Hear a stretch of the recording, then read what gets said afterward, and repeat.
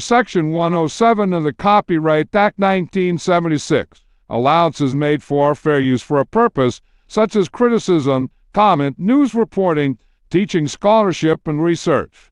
For uses of use permitted by copyright statute that might otherwise be infringing. Nonprofit, education, or personal use tips the balance in favor of fair use. Now let's start this dang show. You gonna have any fights this week? Oh man, we gotta have some fights.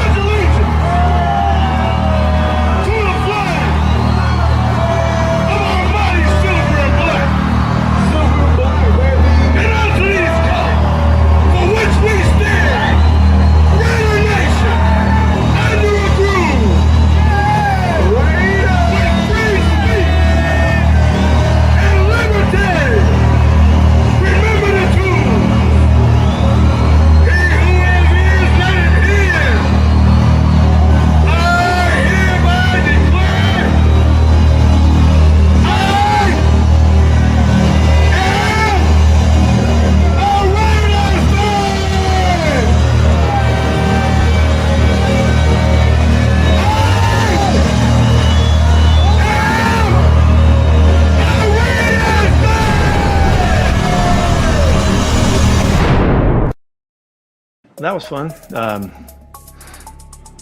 There's nothing better than winning on the last play of the game. We're all but, there's a couple seconds left, but it's a great finish for our guys, and you can imagine, I hope, how they feel now that they did something special like that. And, we really wanted to get rid of the AFC West thing. We haven't won in a while, and so we're 1-0. So that was somewhat of an accomplishment in that regard. It's been a long haul. Pete, I know this has been a trying year. Would you like to come back next year? Do you expect to be back? Sure. Of course. I would. On that note, That's the question to start with. real quick, Pete, just on that note, there have been some reports that you're considering retirement or walking away. Are those accurate? Nobody's talking to me about that. Okay. I haven't said a word to anybody. Pete, aside from wins, losses, and injuries, what was the most challenging part of this season? The most challenging part was to maintain the mentality that we're trying to teach and stand for when you don't have the rewards of the wins. And I imagine when we come back and put it all together again, and we get better, and we have more competition, and the roster gets harder to make, and all that. There's a good foundation of mentality for us to go forward. This morning, ownership and myself met with Coach Carroll. After a lot of discussions, we made a decision to go in a different direction. We informed Coach Carroll of that this morning. I want to thank Coach Carroll from the ownership perspective and from my personal perspective as well. He was a great partner. In my first year in this job, he worked tirelessly to give Raider Nation the team and the outcomes and the results that they wanted and deserve. He was a wonderful person to deal with for me personally on a day-to-day basis. And I'm just very grateful to have had the opportunity to work with him, a great coach like him, for a year. I also want to make it extremely clear, too, that I bear a ton of responsibility for the outcome of the season and our record. This isn't on any one person, and really I don't want anyone to think that anyone deserves more responsibility than me in that. It's something I'm very aware of. I think about all the time, and I'm determined to get right. And, the accountability should start and stop with me. And that needs to be said.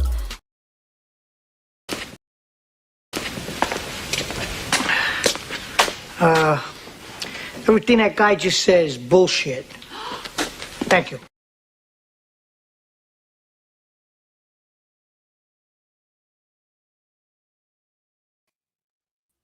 Okay, we're back. Okay, here we There go. we go. All right, where's the music at? Okay, let's do it again. All right, welcome to the show. All right, we all heard, we all saw, we all watched everybody else's podcast about what happened with Pete Carroll. Let's read it again real quick. The Las Vegas Raiders have relieved Pete Carroll of his duties as head coach. We appreciate and wish him and his family all the best. Moving forward, General Manager John Spytek will lead the football operations in close collaboration with Tom Brady, including the search for the club's next head coach. Together, they will guide football decisions with a shared focus on leadership, culture, and the alignment with the organization's long-term vision and goals. A lot of folks are saying that those are little undertones pointed at Tom Brady, but whatever. Another year, another new head coach. Are you ready, Asylum? Well, I mean, yeah, it's what we've been calling for the last, third of the season. Yeah. I mean, honestly, here's our opportunity to get it right. We have somebody who will be coming on who will gladly help us try to navigate all that and trying to go. But finally, here's a chance, like we said, to try to get it right, or at least get the start of trying to get it right, get things figured out, and go from there. Yep. Well, before we get into all that, of course, we got to do everyone's favorite segment, and I said it right this time. This is the season finale of the CMN News. So, yeah, here we go, Asylum. Let's see what Burgundy had to say about this whole week. Let's do that real quick. Here we go. This is CMN, a Cage Match News update. Hello, this is Asylum Burgundy at the Al Davis News Desk for your Cage Match News update. First, I want to say thank you to the New York Giants.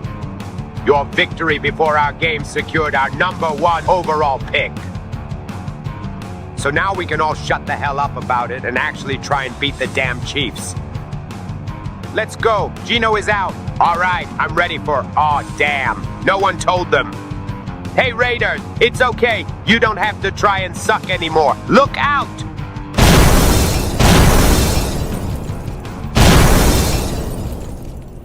Where's my remote? I gotta stop this.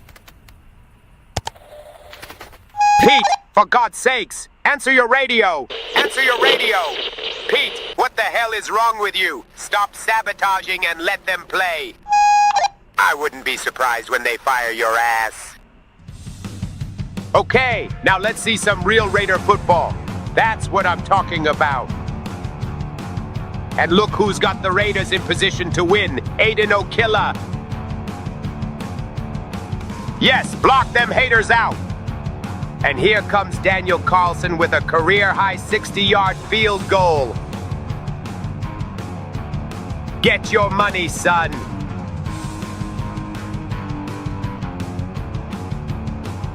Raiders win 14-12. It was an all-field goal game. Here's Pete Carroll. Pete, I know this has been a trying year. Would you like to come back next year? And do you expect to be back? Sure. Of course. I would.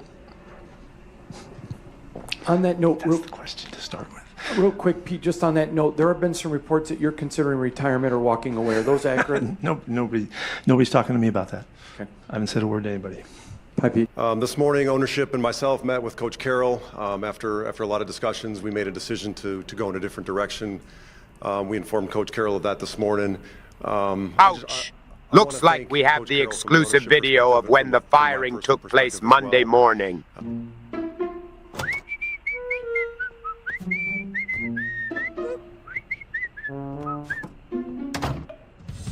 Damn, that was awkward.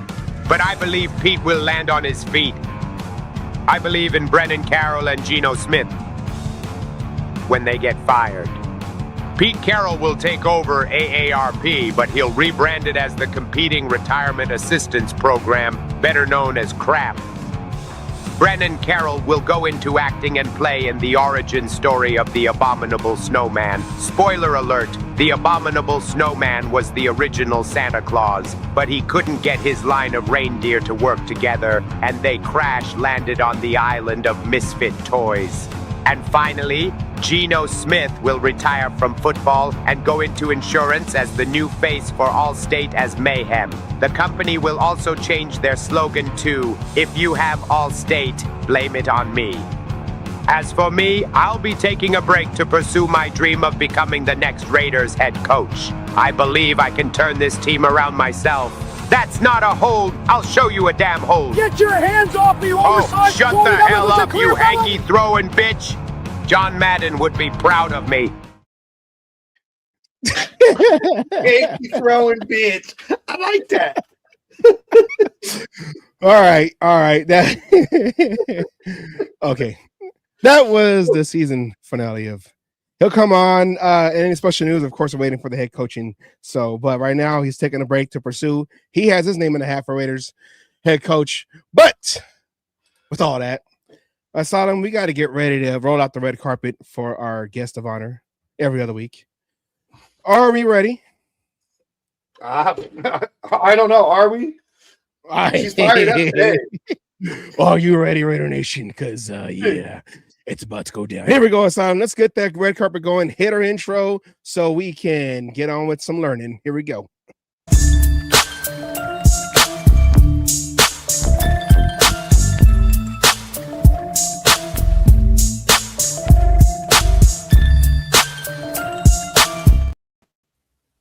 Hello. Oh, we got hello, everybody, and Happy New Year. Happy New Year. Happy New Year. Well, we all know the list of things that I thought got Pete Carroll fired, but maybe you have a moment where you just knew he had to go. Can either of you share that with everybody? When was when it started? When it started with the firings, when he started blaming everybody else, but where the problems were, with all the bullshit. I mean, they were talking about in the thing, what was the hardest part of the season? I come to the conclusion the hardest part of the season for him was coming up with a new excuse every week to say why you can't play the rookies, why you're making so-and-so a healthy scratch, why Brendan Carroll is still on the damn coaching staff. And it was the excuses is hard. I mean, at that point, when you just saw that, he was not putting the blame where it needed to go and was trying to push it out to everybody else, that's when I started saying, I'm ready for it to be done. That's when I started calling for his job. How about you, Savage? Was there a game or a time during the season? And you out there in the audience, was there a certain point where you said, Pete got to go?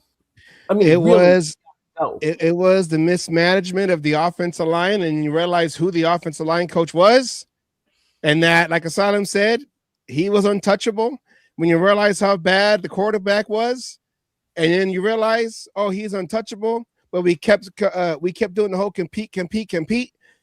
Jackson Powers Johnson on the offensive line was the only one that had to keep fighting for his job, and for the center position, because Meredith was the better center. And then when they get hurt, Kappa ends up playing center. JPJ never gets a chance to play center because he hurt his leg or his ankle. So it was just a whole bunch of decisions that didn't make any sense. And I know as these weeks go by, we're going to hear more and more and more about what we all were saying. So us Raider fans, I'm pretty sure Mark Davis is all like, no, like the whole smarten up. Yeah, we are smart enough. How about you smarten up, Mark Davis? Because we've been watching this team forever. We know this team. We know how this team is supposed to, just as a football team was supposed to operate. And we can't do that. The only team that don't do that. Yeah, I think I'm just going to get controversial on you guys right now. Let's go. First of all, why are we constantly defaulting to blaming Mark Davis? The people hired that have not done their jobs. They did nothing that they said they were going to do. They have been incompetent. They have been underperforming. And yet, everybody just rushes past these incompetents and goes right to Mark Davis every single time. You know what? That don't wash anymore. If you're biased against Mark because he moved us from Vegas, he moved us out of Oakland, I don't have anything to say to you because I can't get a good opinion. That's not the reason, though. Wait a minute.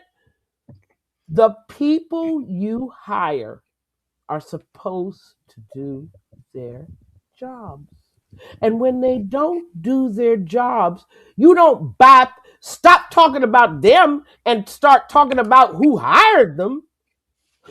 You're going to ask them why they didn't do their jobs. I mean, what is the problem here? Don't you understand? Everybody that Mark has hired has not done what they were hired to do. But that's the thing. He's the common denominator. That's the thing. He's not. The common denominator is people not doing what they were hired to do. Why can't you get that? Why do you have to go past that to Mark Davis every time? That's why he's 25 years high up losing. You don't understand. People supposed to do their jobs. They're supposed to make the team better. They're supposed to win. They're supposed to put good draft picks and talent on the field. And they don't do it. Y'all go right past them to Mark Davis. Mark Davis. I'm sick of hearing about Mark Davis.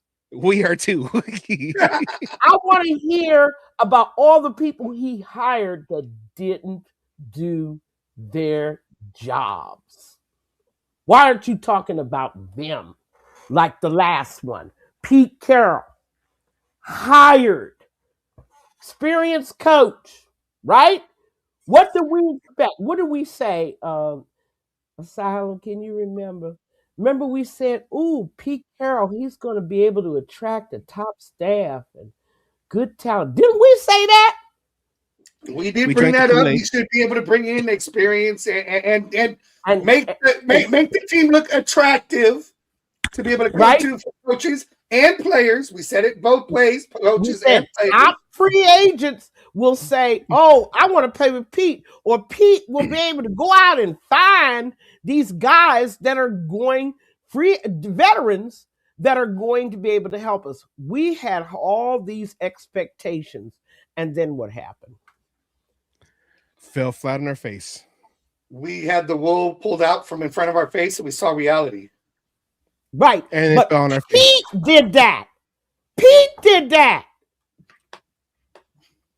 You can't want to default to that know-nothing owner that we got. Pete did that. Pete wanted to run a friends and family plan on us, a con game, right? Where he could, it was okay to fire his special team coach and Chip Kelly, but when it came to his son, who was doing the worst coaching job on the team, we didn't hear Pete. He was never going to fire his son.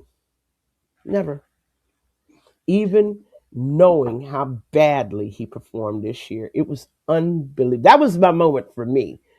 Yeah. I asked you guys what your moment was when I realized Pete was never going to fire his son.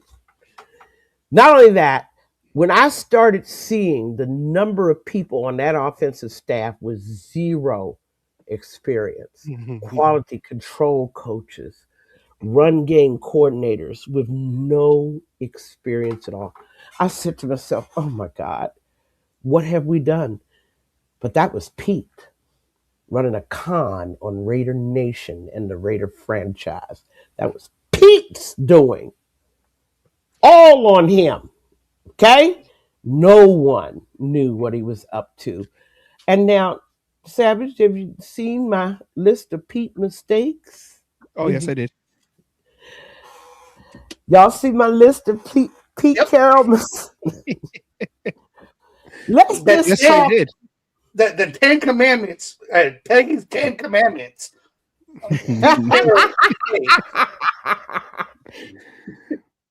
Yeah. The nepotism has been the big story the last 2 days. We've been And calling then the that way one you out. guys, wait a minute, you guys are so on point with his press conferences. I mean, they were just a series of bullshit. From the time he opened his mouth to the time the last question was asked, he never understood. The other part, I want to talk about personnel. Not only the fact that he refused to play the rookies, but the fact that there were free agents, right? There were free agents that were allowed to leave. And then the craziness that happened with Jacoby Myers. Yeah. No, we don't think you're good enough to sign. Even though we signed a crippled Colton Miller, we don't think you're good enough to sign. Oh, by the way, what's Jacoby doing these days? He's getting ready for the playoffs. He's going to be playing in a playoff game. Yeah. And not only that, he got banked. He got signed. Yes. For 3 years. Now, why couldn't we do that? Well, you know, and it's funny because that's another thing. Just with this team, this whole organization overall is the coach is pointing at the GM is pointing at the coach. Now we're all working together. Now we finally figure out how to work together because it was said that Pete Carroll wanted to keep Jacoby Myers, but the front office wanted to go younger. But then they go and sign like you said, an injured Colton Miller. I was ready to, hey, you know what? If he's healthy, trade him for some picks. Let's stack that up, whatever, get something good out of him because he wasn't doing nothing much in this season, being on the sideline. He got paid and now he's on the sideline. Are you really going to believe the story that Pete Carroll wanted to keep him? If that's Pete Carroll, you can't believe a word he had to say. It's all back and forth. Who's who now? Because it was Tom Brady. You gotta look at it like this. Tom Brady. It was Pete, and then it was Spytek. Right. There were so many mistakes than everybody else. But you got to remember, the other part of all this was the mind games that Pete seemed to be playing with these players. Yeah. You know, JPJ's, like you mentioned, JPJ's the only one who had a fight for his fucking job on the offensive line. And he was probably, you know, the one who was playing better out of everybody. Then you had the whole. Well, we'll never know that, will we? No, we won't. We won't now. But, you know, you got the whole Aiden O'Connell. After he got back from his injury, all of a sudden he's a healthy scratch every fucking week until the last week. Now, why was that? I've been saying it since he got off of the injured reserve. It was because Aiden O'Connell was the one quarterback that could make Geno look bad and force Pete's hand. And the only way he could do it is by keeping him. We wasted a roster spot on the 53-man roster with this whole Aiden O'Connell, you know, the way he was going when there could have been somebody else. You know we're Team Ramrod here. Okay. Yeah. Well, two of us anyways. And let me say this. When I say wasted, it's the way Pete Carroll handled it. Why are you playing mind games with these young players? You had a rookie who thought he was about to go into the game, and he was told to sit down. He's not ready. And then he finally makes it in the game, and he was the best offensive lineman we had all year. Well, this again goes back to us, the Raiders, and I just spoke about it. The Raiders not doing their homework. This is why all this craziness about who the next coach is going to be. We never take the time to do the in-depth analysis. Just because a coach is a big name or a coach is attractive to us, we have to dig deep to see, is this the right coaching style, the right kind of coach for the players and team we have in the condition that the Raiders are? We never go that deep. You can't just say, oh, I want John Harbaugh. I want Harbaugh. Is Harbaugh the correct coach? Are we going to have another Pete Carroll situation? Will we bring in a guy with a stubborn, stick-in-the-mud coach who's stuck in his ways and refuses to do anything different, inappropriate for our team? We need to really think about who's the right kind of coach for us. I don't know, guys. You've seen some of the names getting thrown out. Who do you think? Yeah. Let me bring that back. I'm telling you, Harbaugh, no. I just want to say, this whole Cliff Kingsbury situation, everybody no. looked at him and how he just screwed the Commanders is one of those things that it goes to your point. You have to do your homework, because if we would have got him and this kind of season happened, you think he would have done the same thing to us right now and just said, I'm done, I'm going somewhere else? Right. He's a one-trick pony. And everybody knows Cliff has to keep moving to different teams because everybody figures out his offense in 1 year. And that's been the story of Kingsbury. See, before we start, put that list up again. Before we start talking about who we want here, we need to see Mike McCarthy, another potential stick in the mud, stubborn guy set in his ways, okay? Leslie Frazier has never been a successful head coach. Vance Joseph, another unsuccessful. Max Nagy, they don't have the brains for the head coach job. Saleh, the same situation. Are these people appropriate, okay, for the job at hand? And everybody's talking about Crosby. We can't even talk about Crosby until we talk about the next head coach. Now, what do you guys think of the rumor that Gruden might be coming back? I think it's a rumor. I don't think he's even done with his fight with the NFL. So I just think it's one of those things that people throw their name out there just to be able to go. And if it happens, I got to say it first. But in other ways, all it is. Yeah, that's all it is. Men are into this heavy, being able to predict the future. But let's look at Gruden's last visit to us. And see, this is what I talk about, doing the homework and analysis. At the time that Gruden came to us, was he the best coach for the team? The answer is no. Okay? There were rumors that the game had passed him by. The team had just come off a very disappointing season, right? The 2017 season was horrible. Had a head coach that was out there with co-defensive coordinators, fired Musgrave, did all kinds of crazy things. And then you have a John Gruden coming in. Another person stuck in their ways. It's going to be my way, right? Yeah. Right?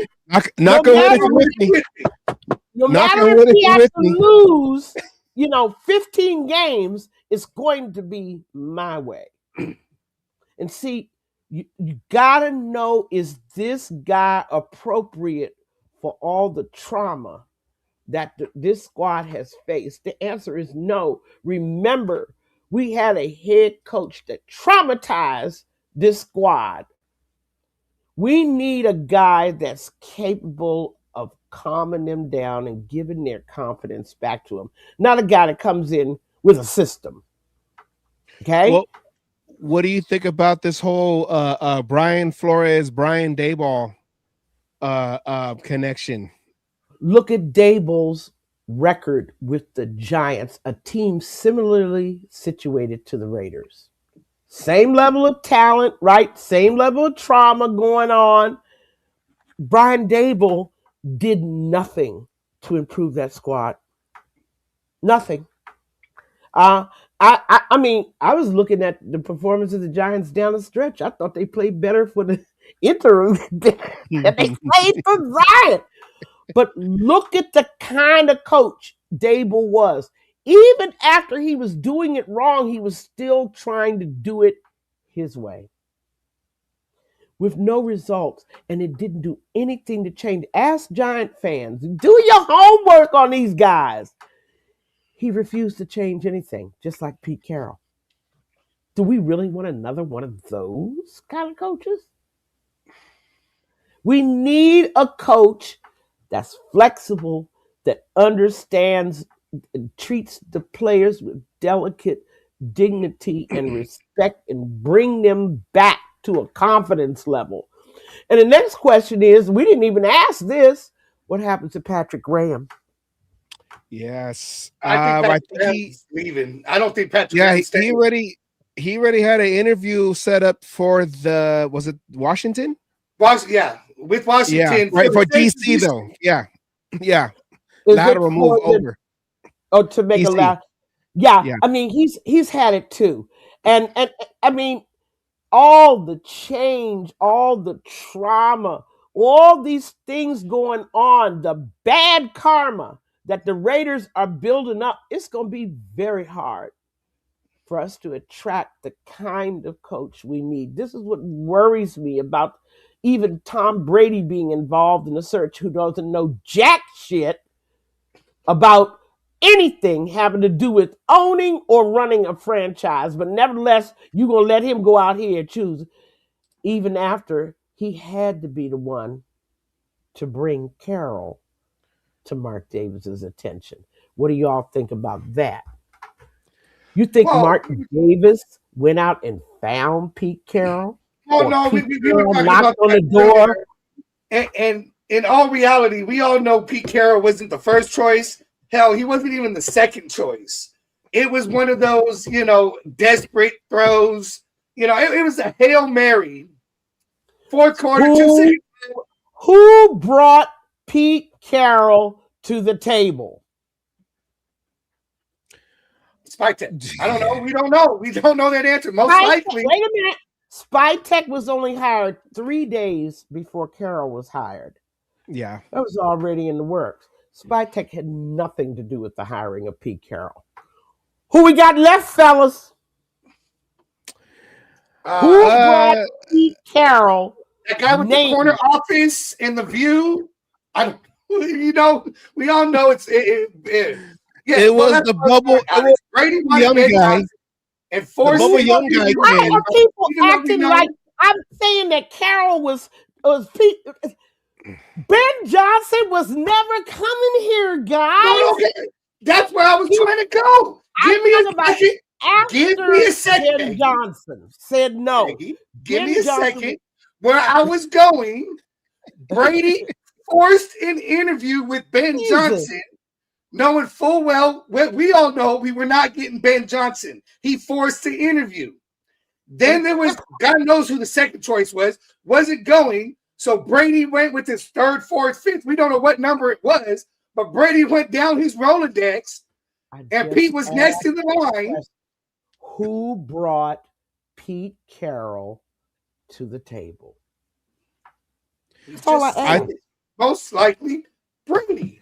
Of course it was Brady. Come on. I Who think else it was could a it be? situation. It was just like a Longest Yard where Burt Reynolds just came out from the shadows and he said, "Hi, I'm your coach. And if I had a chance, I would play." Because you saw Pete Carroll over there throwing the ball too, like he's ready to go out and play quarterback. So And all those, and let me say something now about the fairy tales about Ben Johnson. Ben Johnson was never coming here because lots of smart guys have already done their homework and their analysis on the Raiders.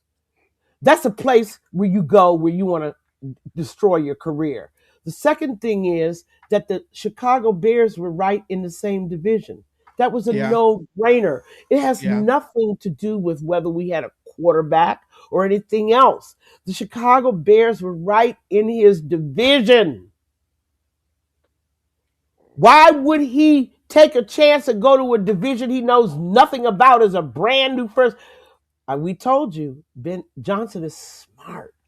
He's a really, really smart guy. And doesn't Dan Campbell know, right? Did Dan Campbell miss Ben Johnson this year or not? Oh yeah. Because they fired their guy right after the season. Their OC. What? Whoa. But that's what I'm saying. Ben Johnson is a smart guy. Nobody who's smart is going to make the Raiders their first destination. That's not the way it's going to go. They're going to go. It's not about whether we had a quarterback or not. It's about the organization itself. How hard is it to see how many coaches have come here and been fired. How easy. And then you just fired a guy after 1 year, a guy of Pete Carroll's stature. It doesn't take a genius to figure out, if I want to kill my career, I come to the Raiders. And then especially if Max Crosby does say I want out after he just signed his contract. Okay, what's going on over there with the Raiders? Tell me, Max Crosby, what's really going on? You were Raiders till I die, and now you want to go out. What is really happening before I say yes? I've not heard Max say I want to leave, but then hypothetically. Yeah, these are people who want influencers, people that want to stir something up. But the fact is, the Raiders can't even think about trading anybody until they solve their head coaching problem. Everything starts from there. They've got to get the head coach in place. The head coach will decide whether he wants to keep Crosby. I've not heard Crosby say, I want to leave. Who heard that? Raise your hand if you heard Crosby say that. Stop talking about Crosby leaving. It has no merit. Okay? So we're talking about the wrong things. We need to be talking about who's out there that's a good fit for this squad. A good fit. And who wants to come here? That's that two-parter. And, again, is it going to be a situation which we've done so many years? We did it with Al Davis, with players and going. We've done it. Are we going to have to throw the money at the person to, entice them that way? Is it going to be the first-round draft pick? The chance of getting maybe the quarterback that they want? You're going to have to do something. There's going to have to be some kind of guarantee given to whatever coach is coming in that he's going to have more than 1 or 2 years. It's going to come down to that. In the contract. I agree. But how do you do that? And just the mere fact that you have to put in what do they call it, a no-cut contract? I guarantee, a no-trade clause, a no firing clause, whatever the hell you want to call it. Fire contract. You cannot fire me for 3 years.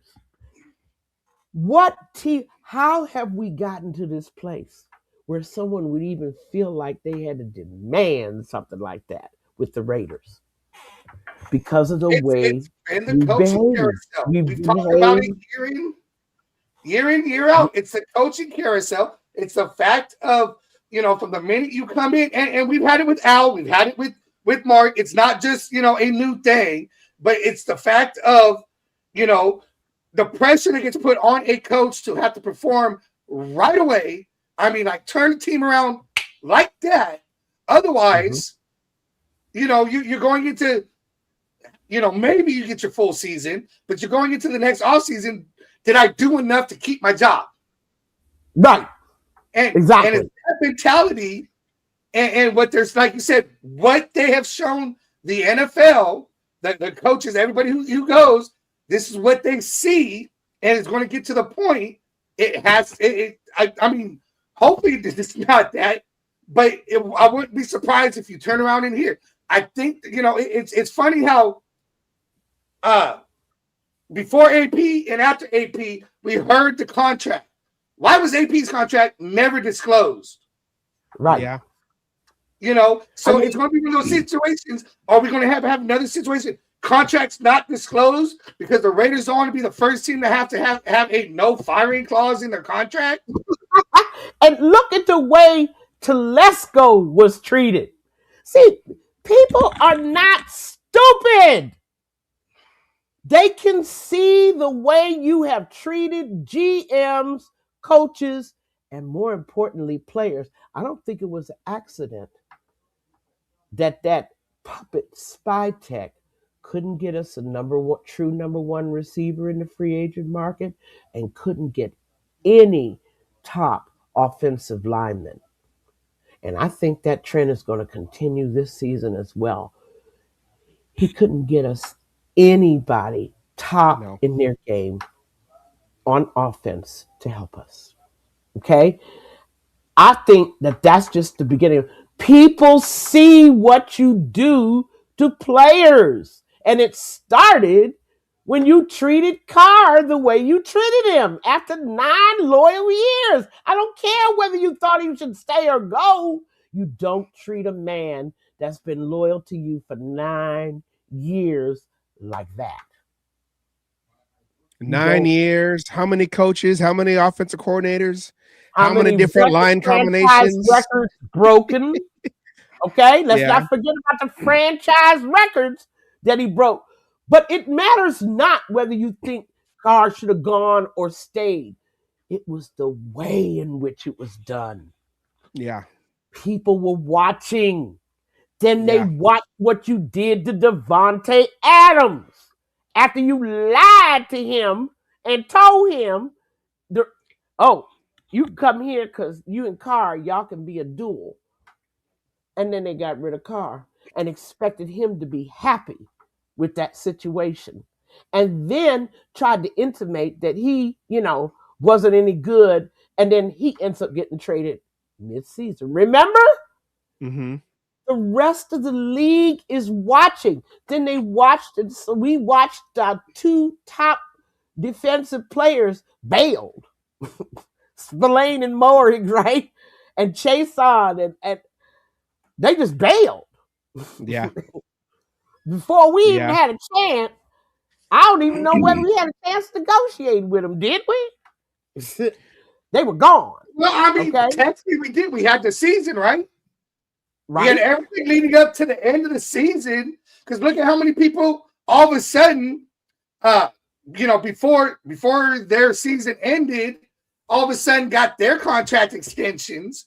So we had all the way up until, we weren't playing football anymore to get those deals done, or at least start the negotiations. Right. And get that ball rolling. That never, I don't feel ever happened. Well, the other part of it is, but what if they weren't listening? They were already negotiating the way to get the hell out of here. I mean, because right after the season finished, AP was fired on that Tuesday, and then like a week or so later, then it was Telesco. So it was like, well, it's I don't want to stay here for it's getting the Patriots. Oh, okay. Go over there and look where they're at. I can't emphasize enough how we have done things to GMs, coaches, and players that the rest of the league has been watching. They don't want it done to them. They're not stupid. They want to have a career. There is nothing the Raiders have that would attract a lot of these very, very good players and very, very good coaches. The Raiders have nothing they want, and a lot that they don't want. That we have the Las Vegas scenery. We got UFC. We got the new sphere they built. You have concerts there. They do a lot of things in Las Vegas. We have 2 strips. We have the main strip, and we have the old school Fremont strip. Come on, everybody. Let's go to Vegas because look at all the stuff we can do outside the stadium. No state tax. We have no state tax. Come on, man. We got it all. Beautiful walk. You can walk on with the lights and play and all that. And it's fun. It's family fun. Let's go. Las Vegas Raiders. Let's go. And then you can watch the Golden Knights win games and the Aces win games. And that'll inspire you to come into Allegiant Stadium and win games for us because we do have winners around here. We're just trying to catch up.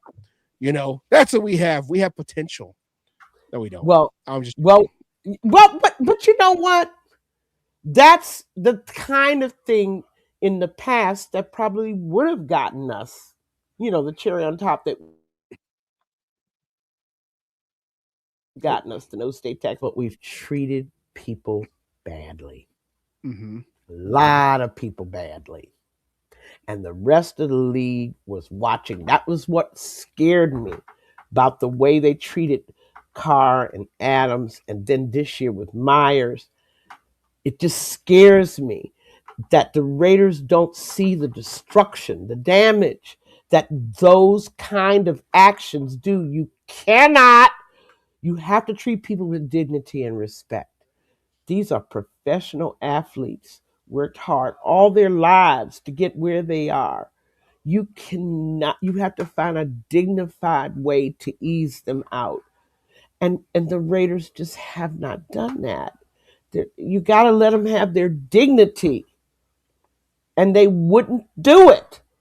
I don't know. Watching this year with Myers lets me know that we still haven't learned our lesson. We haven't learned a thing. Why? And even with contract talks and everything, he still went out. He still went to practice. He never held out. He never faked an injury. He still went and played. Even when he knew he was going to get traded, he played against a team he went to go trade. That he went to go to that like couple days after that game. He still was a professional, and they still didn't honor that. They still didn't honor that. He didn't get signed by and then retire 9 days later like Cooper did. Right. He stayed the course. What was up with that? I did not understand. Of course, I thought Cooper was a flake anyway. What was up with him signing and then 9 days later deciding he didn't want to do it no more? Couple of practices with Pete Carroll. No, with Chip Kelly, and realizing that the O-line was garbage. And that they were never going to protect the quarterback. I want to clarify something, Alex, right here. We're not that's not the point she's trying to make about whether you felt he had to go or not. It was the way Josh McDaniels handled it. The last two games, if I remember correctly, 3 games, he turned around and said, "We're going to bench you. By the way, don't even bother coming into the facilities. We don't want you nowhere around the team." You That's gotta what she's allow referring to when it comes to the Carr situation, not whether you felt he had to go. Stay or go. That's irrelevant. The dignity.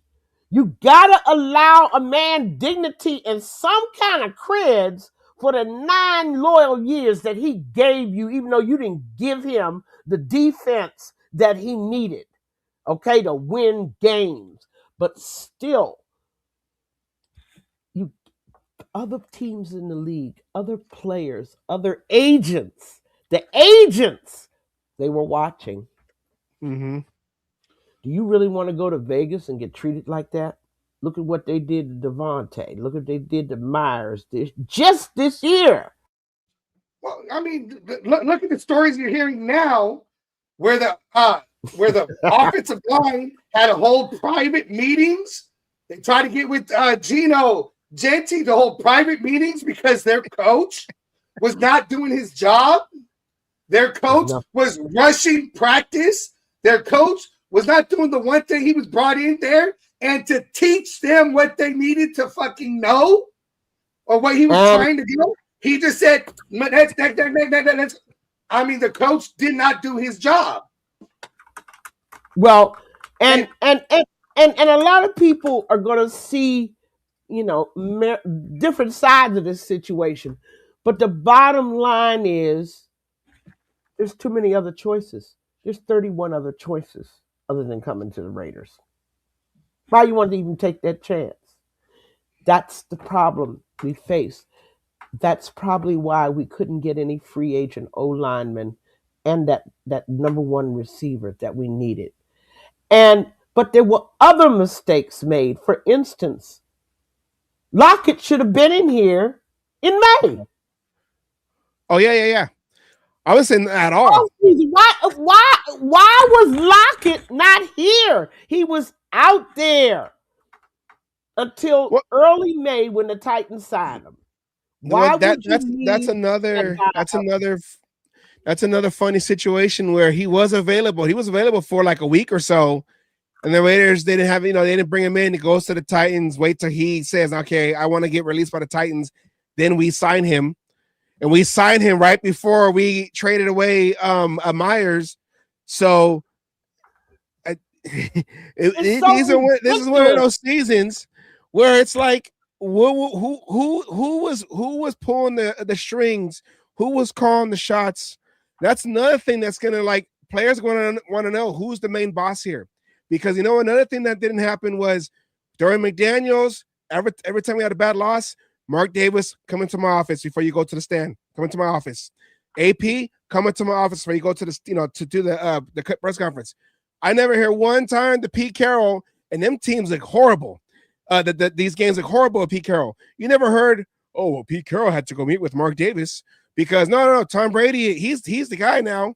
Tom Brady is not in the building. Okay, so it's Spytek. No, Spytek, he goes to Tom Brady. No, actually, it's the trainer. Alex Guerrero, I think his name is. You got to talk to the trainer. Then he'll go and talk to Mark Davis. To Tom Brady. Then he'll come and talk to Spytek, and then Spytek will let Mark Davis know, and then Mark Davis will come and think about what he's going to do. When no one knew who was in charge. That's why we get all these back and forth stories. We still don't. We still don't. Because when I read that letter, the first thing that made me know, oh, this is going another colossal fuck up again. When the second sentence and the first sentence, in close collaboration, Tom Brady. Yes. Why Spytek need help? Why does my GM need help from Tom Brady? Because this is only his second year being a GM. But this is only Tom's second year even being an owner. He's never been anything, a scout. He's never been a coach. He's never been anything but a quarterback. That's it. At least Spytek's been a scout. Yeah. You see, that's why disturbed me. The Raiders still don't have it right. Your GM picks your head coach. And if they're screwing up, they get fired as a package, right? Mm-hmm. Mm-hmm. Didn't that happen down in Atlanta, right? No, and Raheem and went out the door together. That's what happens. The GM picks the head coach, and just like what happened was with the Chargers, that boy, what's his name, went out here with Telesco. They both went out together. Because the ownership was tired of Telesco's picks for coach. Remember, he had Anthony Lynn and Staley. That's his name. And then it was Staley. And they were both bad picks. I don't even think Pete need a job. He can just live off the money that he made, that he separated Mark Davis from, right? He can go back to coaching down in USC. That's it. I'm coaching, teaching at USC. That's what he was doing before. Glad you reminded me of that. I had an interesting story from some college gurus that I know. And they said, if you really want to know about the integrity of Pete Carroll, his honesty or lack thereof, look at what happened with USC with Pete Carroll. Was his program not suspended? Did they not take back honors and awards and things? Yeah. One of the national championships. Right. Did they not sentence them to, a probation period behind the dirt that went on while Pete Carroll was at USC? Is this not correct? I remember that. I don't remember when it actually happened, but I remember that when we were putting that show together for Pete Carroll when he got hired. I said, oh, look at that suspension. He would have had 2 championships, but he only has 1 because they took that one away. And there's no real record of the game because it was suspended. Like the game doesn't exist. Like it didn't happen. Yeah. Yeah. And somebody said, if you wanted to get into Pete Carroll's honesty and integrity, you have to look at the charges and allegations that were made during that season to know the depths that his program went into. See, this is the kind of homework and the kind of analysis the Raiders have to do when they pick their next head coach. We need to look into the man's character. But unfortunately, we're so desperate to have a coach, right? We ain't going to do that. Anybody that said, well, yeah, I'll come here, we'll say, okay. And that's when we're gonna get a desperate hire. I'm throwing my hat into the ring. Yeah, listen. At this point, I think you will get a good look, but it is not heartening to know that Tom Brady has anything to do with the search for coach, because he had something to do with the last search for coach. And what did he bring us? He brought us a dog with fleas and worms. And worms. Oh, and worms. I'll trust him to go look for the next coach. He's going to take the next dog that comes up and say, I want to be coach. I want to be coach of the Raiders.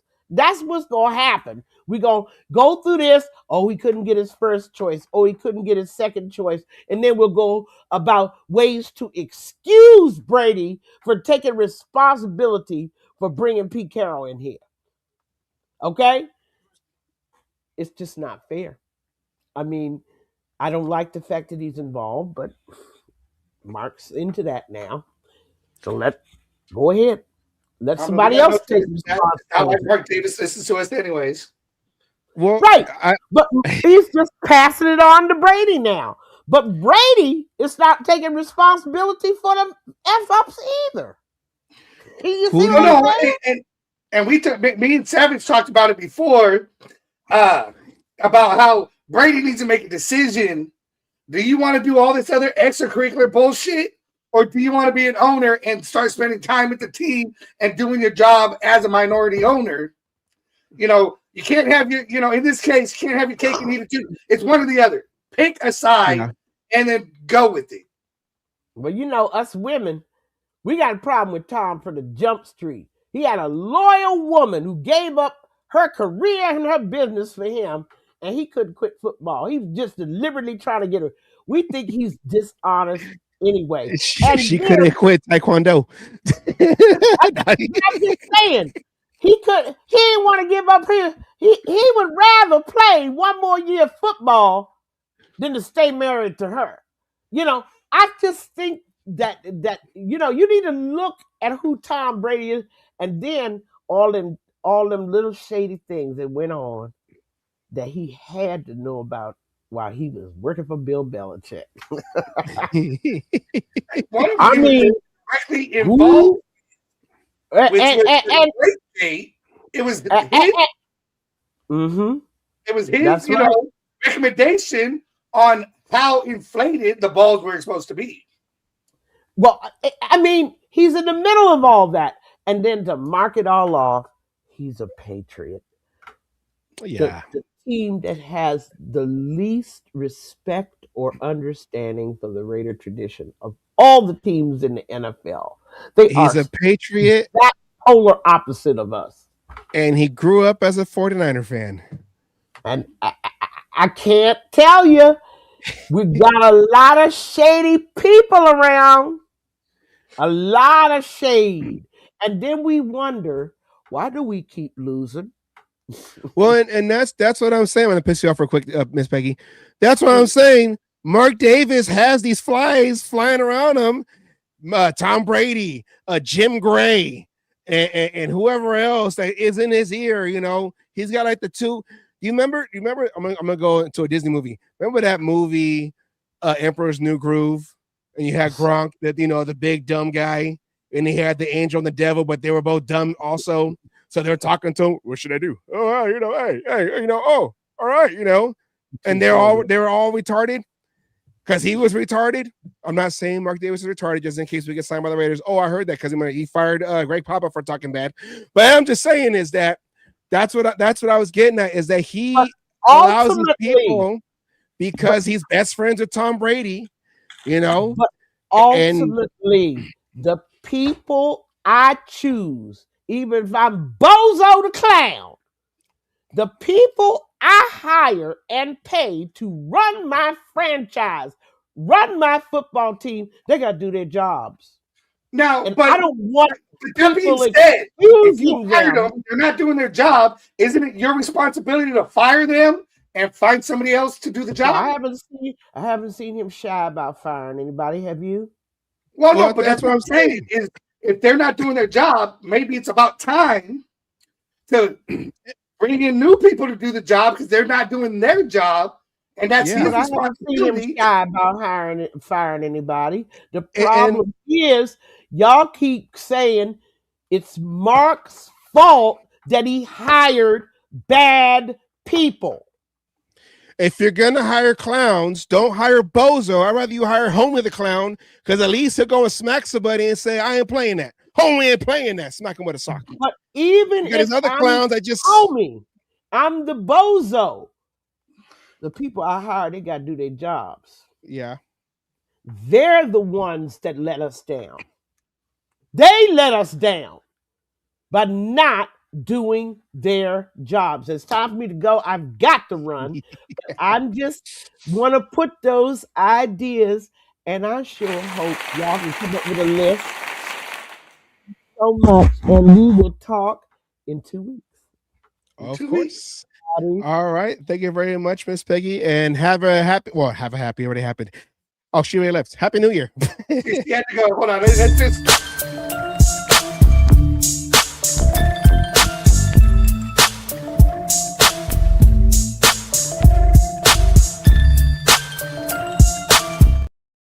She mic dropped us. It's okay, but she did say she had to be out right on time. She's a very busy woman, especially this time of year. So just being able to get our hour, or actually we don't even get an hour because of all the pre stuff, but the time we do get with her, we value it all. But there's been a couple things that was said here that she kept wanting to talk over, and I want to talk about a little bit. I do agree with her to the point about, stop blaming Mark to an extent.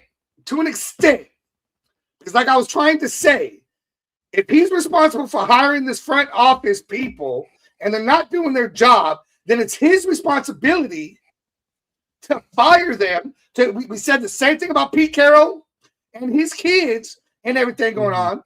Pete Carroll had no problem firing anybody either, as long as it wasn't his kids. True. So, that part is on Mark. If they're not doing their job, you get replaced. That's just the way it goes. And that part, that front office part, is on Mark Davis. And when we talk about front office, we're not talking about GM. We're not talking about the scouting department, everything else. It's all those other positions, right, that Brady's supposed to be a part of, tied into as well. All these other people who are, in his ear, going and helping him make the decisions. If it's not working, it's about time to fix it.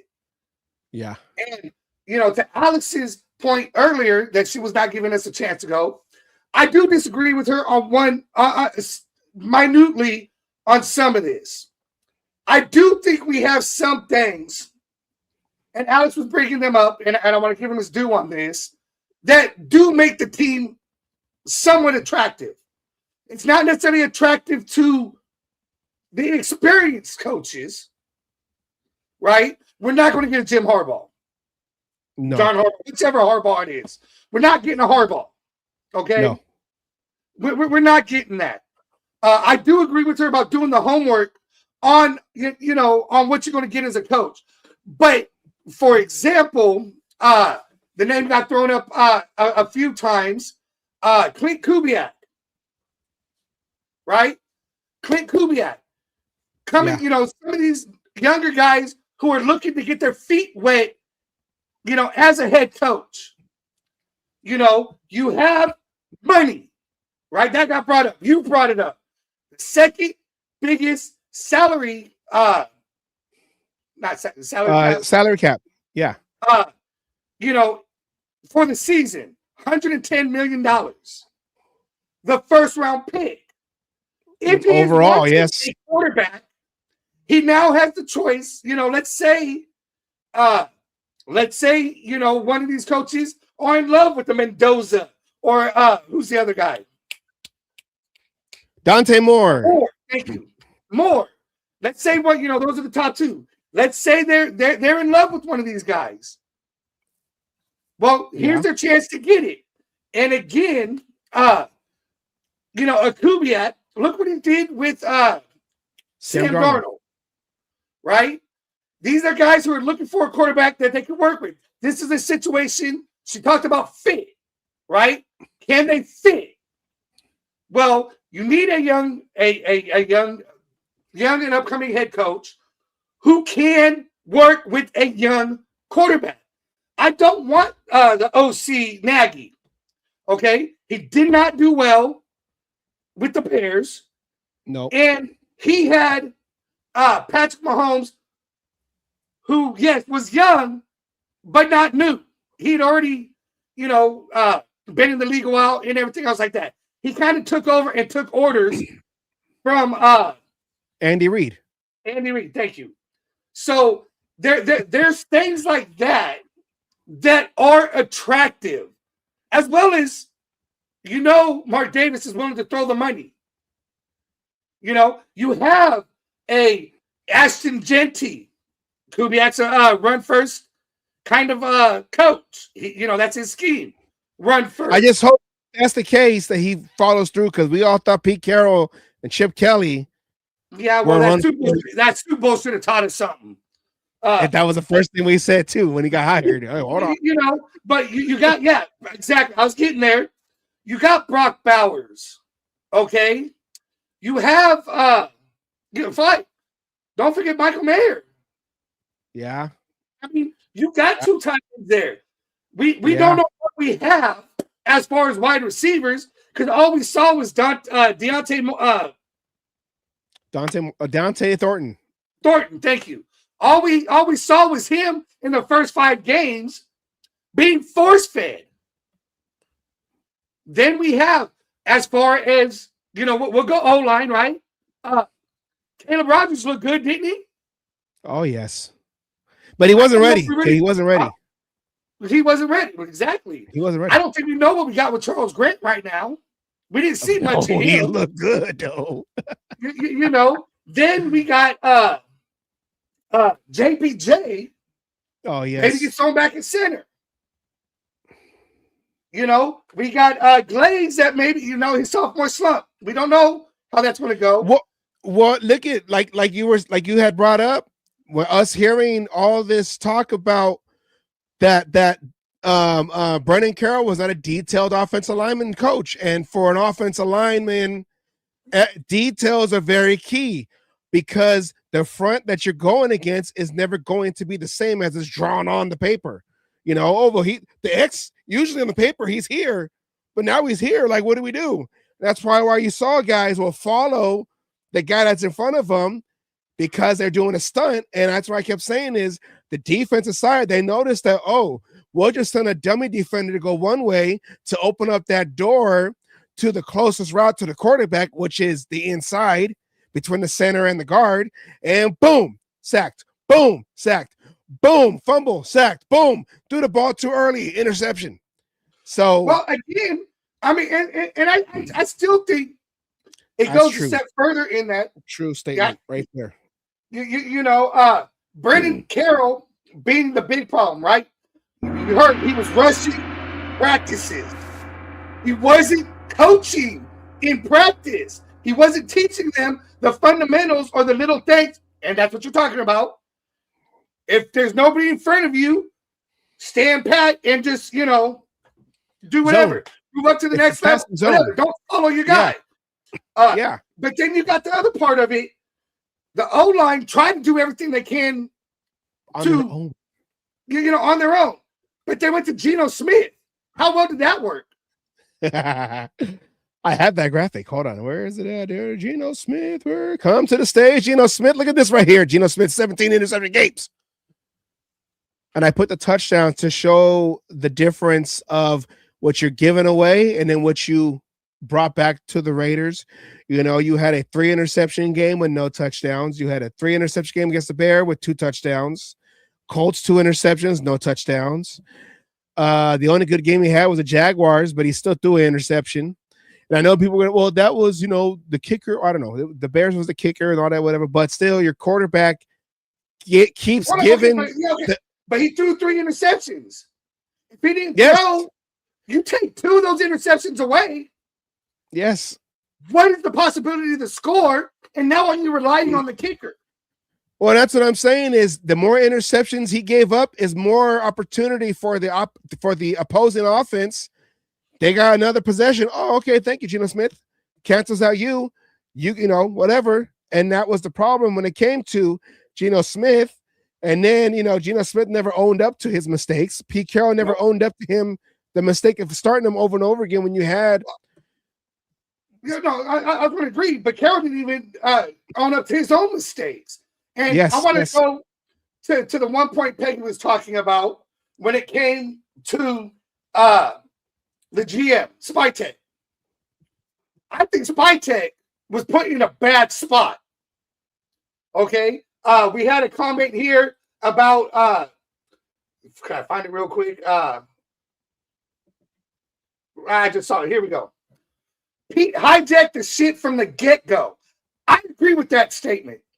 And then you have Spytek in the middle of Tom Brady and Pete Carroll. You got them two probably fighting over everything with poor Spytek, who was told, you got to, this is the way it's going to go. And he's stuck in the middle. I don't think Spytek was given the opportunity to even try to do his job. He was that kid in between 2 fighting parents. I don't know. Choose which side you want to go. I don't know. Now, I'm not saying he's going to be great. I'm not. We don't know. Okay, because as far as we might have been told, if Pete Carroll hijacked and is in charge and had his hands in a lot more shit, Peggy didn't want to talk about it. I don't know why, but you had brought it up, right? Sabotage. Either Carroll sabotaging or Chip Kelly was sabotaging. But the thing was, we didn't know what the hell was going on. You were leaning towards Chip Kelly. Initially, because that's what it seemed like. Well, until we found out Pete Carroll had his hands in the offense. Mm-hmm.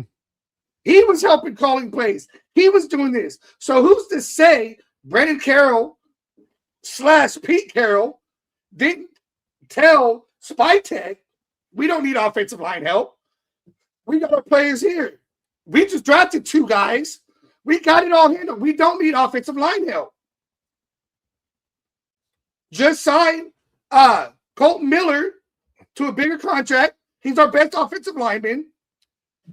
In the meantime, I'm going to play mind games with JPJ and tell him he's got to compete for a starting job while everybody else is, everything's going on. The problem here, the problem with the season, in my opinion, is falling onto Pete Carroll. Pete Carroll wanted to be, he wanted the kudos.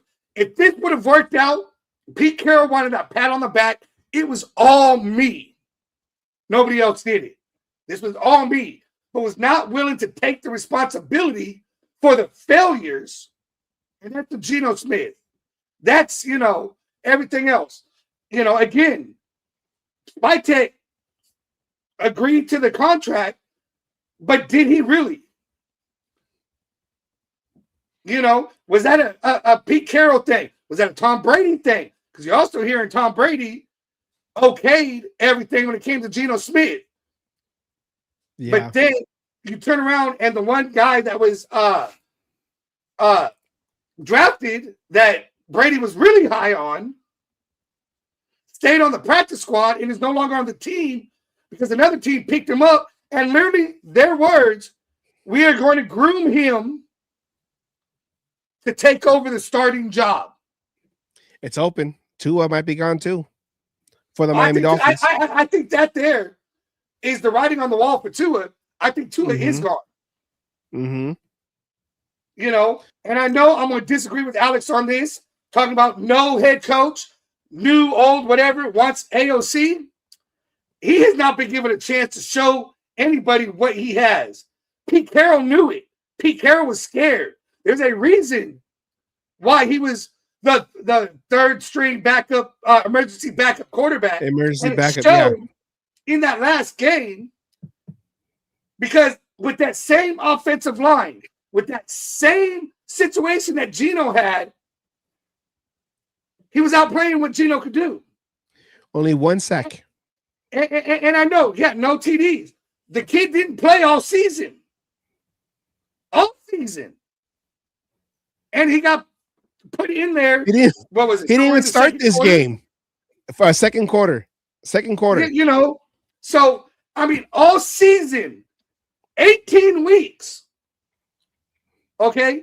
What was the injury? He came back off of injury week 8, something like that. Yeah. There was all that other time he could have had. It was right before the bye week. You know, he could have had possibilities. There was plenty of time to fucking put him in there to be able to get his feet under him. And he still outplayed Geno Smith under those circumstances. True. And you know, like you said, with this offensive line, I mean, you saw on the CMN when Pickett wasn't even looking to his right, open corner, free blitzer came and just whiplashed him.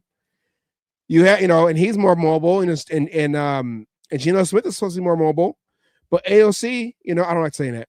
Aiden O'Connell or Aiden O'Killa, Chief Killer. He was you know, he's the statue of the three quarterbacks, but he had pocket presence. He shifted over when he felt the pressure coming in, and he knew when to throw that ball into tight windows. Now, of course, there was a few that he sailed over, like towards the end over Lockett when they were trying to get closer before Carlson attempted that 60-yarder. But like you said, I haven't played in a full game like this since last year, coming off of the wrist injury.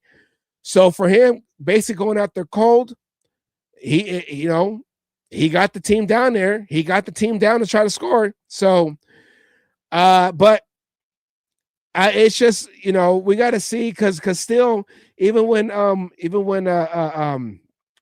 was the OC that took over for Chip Kelly? I'm forgetting his name now. Greg Olsen.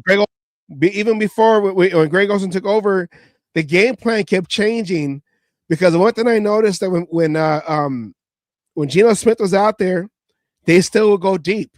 When Kenny Pickett started against the Eagles, it was all these little receiver screens and maybe 2-yard routes, and they, you know, they didn't have them go deep.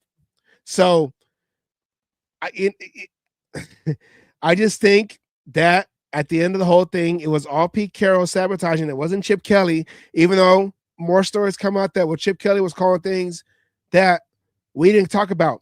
Well, from what it looks like, we didn't talk about anything in practice.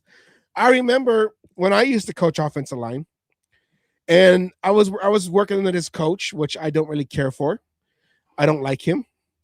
He's on my top 5 of people I don't like. That if I don't want to say anything that would give me incriminating. But anyways, you know, as an offensive lineman, fundamentals are key to you need to know your fundamentals. You need to make sure you know your fundamentals. And I had a lot of freshmen. That's what you said, Alex.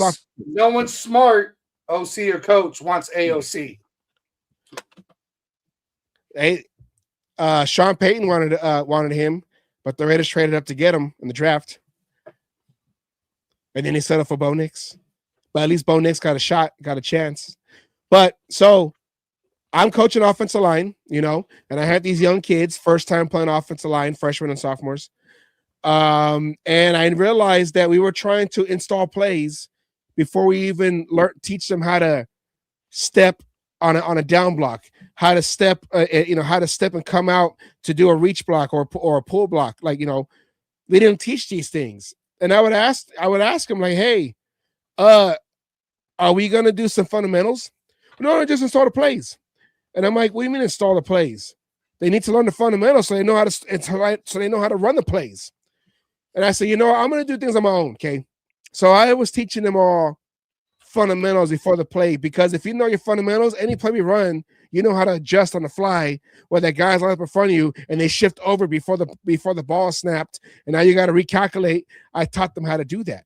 And after that year, three of my guys were named like second team offensive linemen, third team offensive linemen.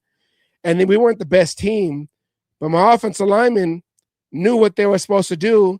And they weren't the reasons why we didn't win a lot of games. So what I'm saying is that if your offensive lineman, your offensive line coach is not a detailed guy, you're going to have a situation where your starting quarterback has 50. Why isn't that coming up?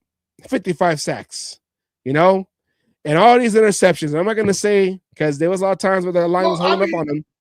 You're right, but I think there's more to it when it comes to Geno in this. He knew. I'm not giving him. I'm not trying to give him an excuse because a lot of times where there was a pocket and he forced it. Yeah, and throw an interception. But I mean, even this, when you don't have the fear of being benched, you're just going to sit there and take shit like that. You're going to take those stupid chances. In all honesty, and call me out in the chat if you all feel I'm wrong. Geno Smith did not feel like he wanted to win games.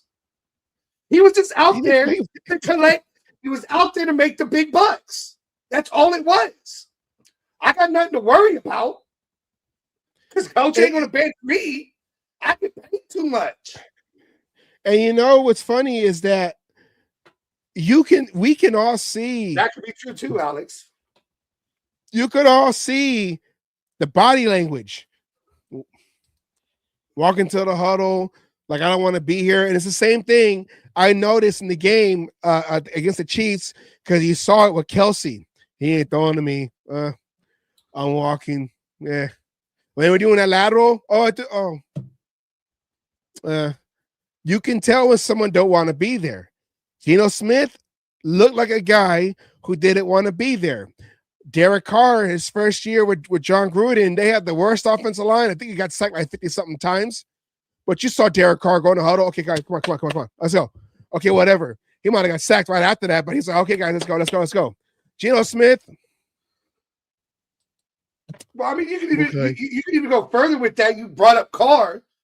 Carr always felt he had to do extra, put the team on his shoulder to try to win a game. Carr was always out there trying to win a game. Geno go out there and look like he was just trying to win a paycheck. This is my slot machine right here. All sevens, baby.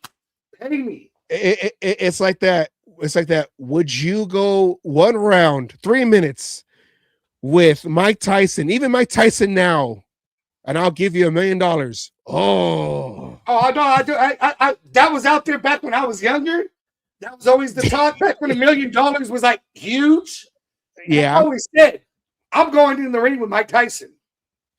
But are you going to be over like, okay, I just got to survive. Let me survive 3 minutes. Because after this, then I get my paycheck. I'm Floyd Mayweather in that shit, and I'm running. That's what I'm saying. I'm not punching.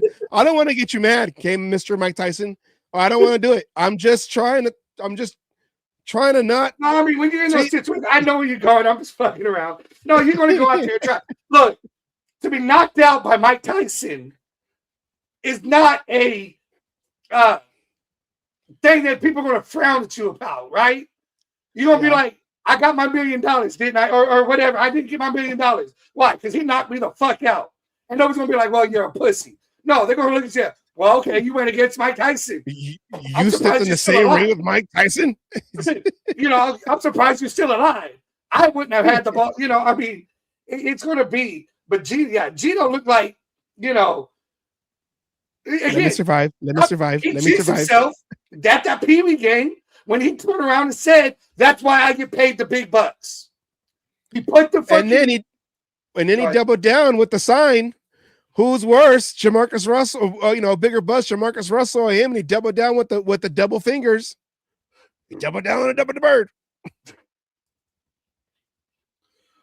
So you never know. Carr might make one hell of a quarterback coach too. You never know. Yeah, I heard that. I know they were joking about it on this podcast, Carr's podcast, but they said I think it was about Kubiak. If Kubiak came to the Raiders, Was it Kubiak? I don't know if it was Kubiak. I don't know. I want to say it was. I'm not 100% sure. I saw that clip Was and I'm more Kubiak like the quarterback's coach? I get it. Could be. It could be Kubiak. I think wasn't he over there with the Saints when he was over there down there with the Saints? Yeah. It could be. And he was all like, "Oh," and he started saying, "I'm coming home." Like, "Oh, you saying you're gonna?" But that was his brother because Carr said, "I'm not going to say nothing," and David was all fucking being David. Yeah. And Alex, I'm with you. Can do it. And, if we can get Kubiak, I'll be happy. And look what he's done with Sam Darnold, right? I believe Kubiak was the offensive coordinator with Geno Smith towards the end too, right? When Geno was playing halfway decent, or was it just this ain't his first year? No, I think this was his first because I think he was with the Saints. He was with the Saints, I believe. Oh, I guess you're right. Because that would be, I guess you're right. That would be 2024. He was with the Saints as a quarterback coach. Yeah. But no, I'm all for Kubiak. Kubiak is my choice as of right now. I don't want Harbaugh. I don't think we're even in the running for a Harbaugh. So, all that out of the list that we've had, I don't want Saleh. I don't want fucking Nagy. That's for damn sure. But I'll tell you this much. Whoever it is, it better be an offensive mind. Yeah. That's what we need. A young, offensive-minded head coach. I know we kind of joked about it a few weeks ago with the John Gruden, Jack Del Rio argument, because that was just hypothetically, if those were the only two choices you had for someone to turn, who knows the Raider way or the Raider mystique to turn it around with those two guys. But I don't want to retread. We've done the retread. A retread just means Band-Aid. And we've been wearing Band-Aids for the last 20, just under Mark Davis alone. Okay, we played this already. We showed us already many times.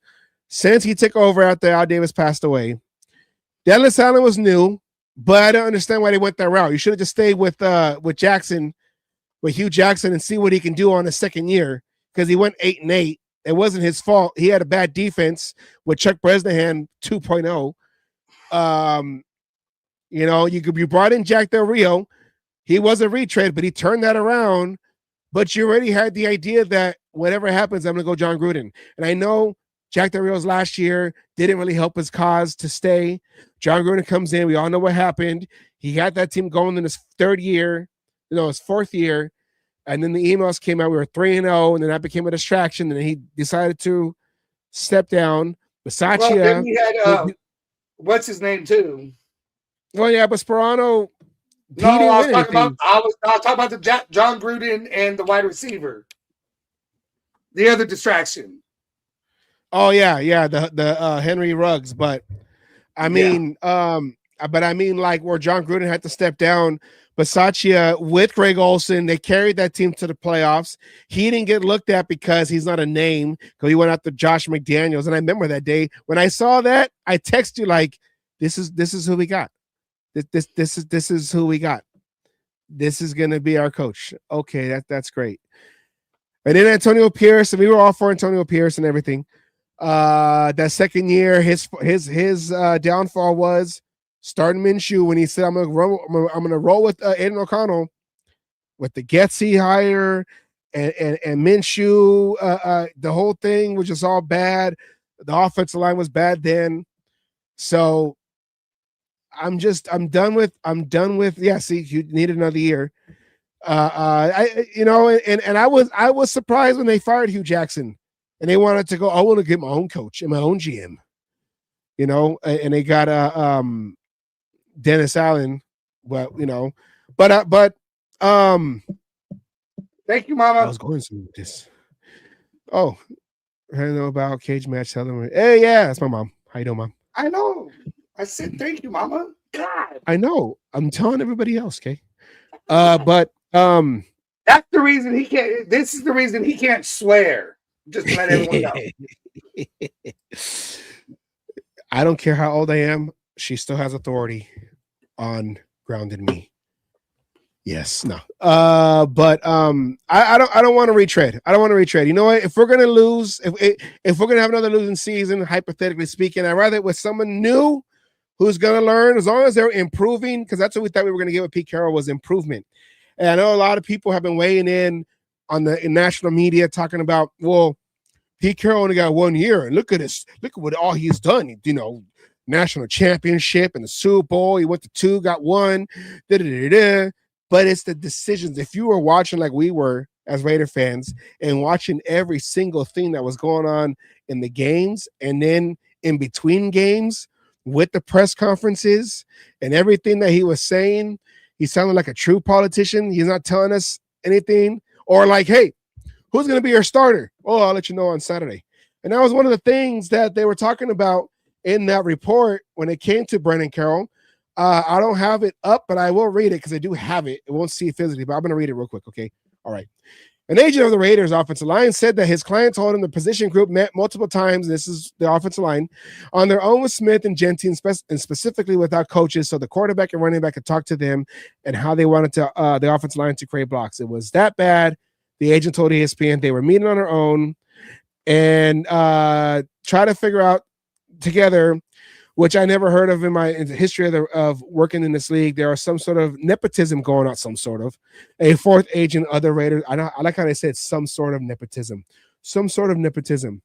It goes on to say the offensive line coach is the biggest issue with this team, said the agent of the Raiders offensive lineman in December. I bet you that's JPJ. Everybody knows and nobody talks about it because it's Pete's son. Everyone talks about it behind the scenes. No one talks about it publicly. Just like anything, you know where issues are, a team source said. Guys stay pretty professional. Some stuff is like an elephant in the room, but guys keep a poker face and keep on working. Goes on to say, I got 2 more real quick. Hold on. An executive for another NFL club said his team was interested in trading for Powers Johnson, a second-year player who was drafted by the previous regime. He wondered why the Raiders coaching staff wasn't playing the young player with potential at center and had moved him to guard. When his club's trade efforts were rejected, the executive said it was clear to him that Vegas coaching staff and front office were on different pages. Spytek knows that he has a pretty young, talented interior lineman, the executive said. They are not where they want to be in that position group, but they didn't come close to maximizing it. They actually had some good young players, and they should have been more functional. Last one, and I have a point to all this.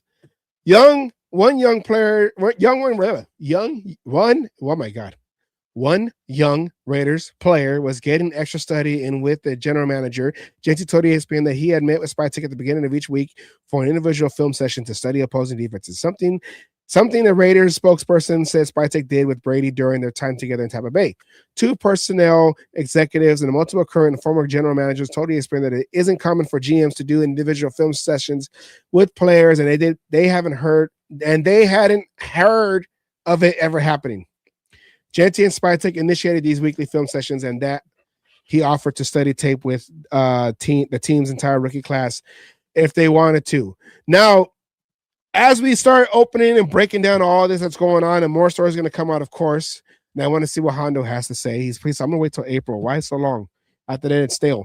But it seems like going to Pete Carroll hijacked the ship. Okay, what if they allowed the front office, Tom Brady, John Spytek, that's why you didn't really hear from them. Well, more so Spytek. What if they allowed Pete Carroll to run the ship into the iceberg and let the Titanic just sink? So we can rebuild a whole new ship, and we can be like, okay, let's push them out. Let's push Pete Carroll and Brennan and Nate and all those guys and Gino. I need to go get my foil hat. That sounds like a conspiracy theory to me. Oh, I was like, what? Oh, I don't have that. No, I got to make a new graphic. I mean, a new thing for that. It's not a. I'm just saying. I mean, with where you going with all this, it's starting to sound like a conspiracy theory. We'll let him hijack the ship. We'll let him do all this for the first round pick. And once we got it, we're just going to fire his ass. Because it's Pete Carroll. We're going to be like, no, it's Pete Carroll. He's the guy. Look what he did. Look at the rings he has, college and NFL. Look what he's done. We'll just let him. We'll let Grandpa take the keys. When he crashes the car, we can have an insurance claim, and that insurance claim is the number 1 overall pick, the 2nd overall cap space behind the thing. What is it? The Patriots again? Still, I don't know. I forget who's top, but we're 2nd again. We have a lot of young guys. We have cornerstones on offense. We have a tight end, like you said. We actually have 2 tight ends, like you said, Asylum. Brock Bowers and Michael Mayer. We do have some young offensive linemen that showed what they can do. So maybe we could build a team around that, And then we have Genty, who, when he got a little room, he was trucking guys down. So everyone's, these national media guys, well, he doesn't have it. He don't have it. Oh, just watch next year. Because for someone who didn't have an offensive line, he was 25 yards away from hitting that 1,000 mark. And he has the rookie season, the rookie overall yards. I think it was like 13. So I counted it, but whatever. So that's the wrong one. So we got guys now with the number 1 overall pick. Who are you going to get? And they say, okay, well, we're going to go quarterback, which makes sense. But now that new coach that comes in, hopefully offensive minded, young guy, he has the opportunity to pick that guy. Something that AP still continues to this day. Oh, I wanted a quarterback. Did it give me a quarterback? Oh, well. But this new guy coming in, number 1 overall pick, so you get first dibs on whoever player you want. You got the 2nd highest cap. You got a lot of young guys on this team, so you can basically flip it if you wanted to. The only one that hangs in the balance is Max Crosby. But if it is time to let him go, you can get more for him because he's still at a high level. If he doesn't want to be here, I'm not saying that he's quit on this like Devontae Adams did, but you can get more for that, and you can build this team in 2 years and compete in the AFC West with the likes of an older Andy Reid who could be, 1 or 2 seasons and retired, with a Sean Payton who in his second chance is trying to groom a quarterback that's still, he's got them to the playoffs, but is that more their offense or more their defense? And then Jim Harbaugh, who's probably your main competition. That's really the only guy that you probably have to focus on long term. So, and then you're coming in, all those coaches are older too. So you're coming in, you can be that guy that takes over the West. I think the job, maybe it's the delusional Raider fan of me again, trying to show up. But the job is very attractive if we know who the main guy is in charge and what they're going to allow that head coach to do when he comes in. Let me hire my coaching staff. Let me hire my offense coordinator. Let me hire my defensive coordinator. Let me run this team. I think that's one thing that will make it not attractive is if a coach comes in and you handpick the guys for him, he can't work with these guys. They don't work out. And at the end of the whole thing, well, your record is this. Yeah, but I didn't go. Well, your record is this, though. Yeah, but hey, we are just win, baby. And your record is this. But I didn't pick the guys. You're fired. Another guy. Next, who wants to come up again and be your next Raiders head coach? That's the issue that we're trying to figure out. And here we are. Again, new coaching search. Yeah, but we called for this one. I know. We were ready for this one. But I'm saying is, here we go again. Who's going to be our next guy? See, look, you're starting this shit. Now Anna's got her foil hat on. See? But, oh, well, okay. I do have a max fax. Let me play this real quick and see if he's saying that he wanted to be traded or not, or he's hinting. I don't know. Here we go. Max facts. This is after Pete Carroll got fired. Of course, it's with Jim Gray, who I think is the devil in this whole thing. He is the emperor. Okay, so here we go. Well, Coach Pete Carroll has been relieved of his duties by the Las Vegas Raiders this morning. Your reaction to that news? Yeah, I really haven't had time to really process it. To be honest, I just found out, I'm here in the building and I literally see it pop up on the TV. So it's kind gloomy, I would say. It's just kind of, it's something that, I've been a part of before. But just to speak on Pete, this season didn't go the way we expected it at all. From the players to the coaches, I don't think anybody expected we would be in this position and be getting the number one pick, to be honest. Had a lot of coaches in my time, to say the least. But all of those coaches, you take something from them, you learn something from them. And, we're back, back to the process again and trying to figure out whatever that's going to be. So how would you describe this season? I mean, there's no other way to put it. I mean, we won 3 games. It was, extremely tough.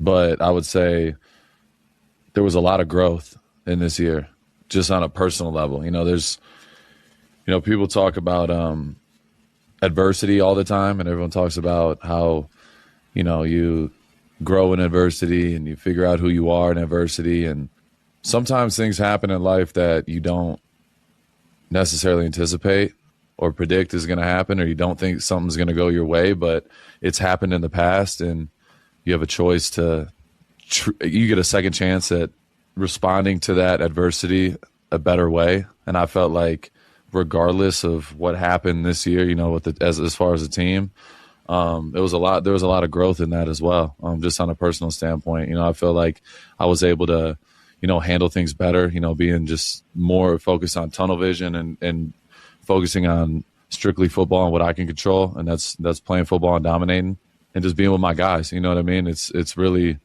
at the end of the day, we're in this position to inspire, to grow, to build something that's sustainable. And, right now we haven't figured that out. And as you move forward, what would you like to have happen personally and for the organization?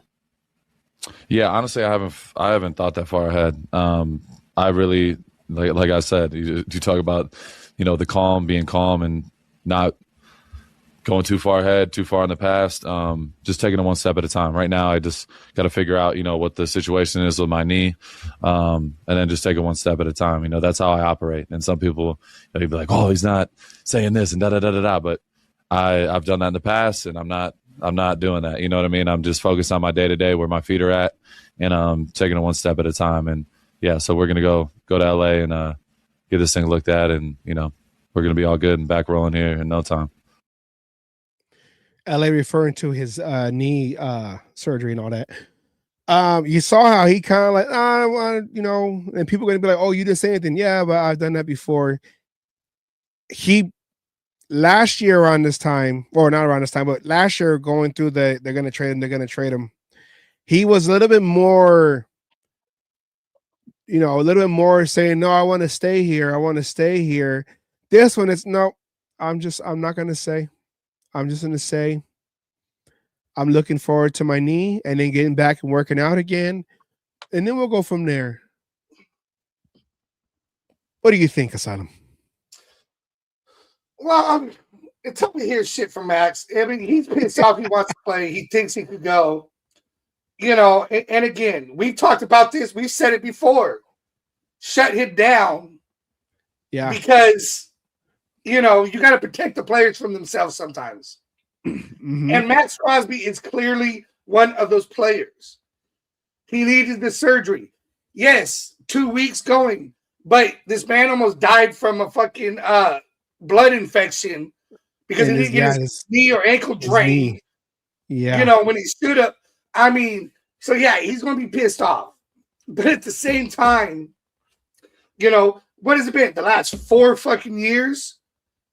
Every offseason, Max Crosby's going to get traded, right? It's going to happen.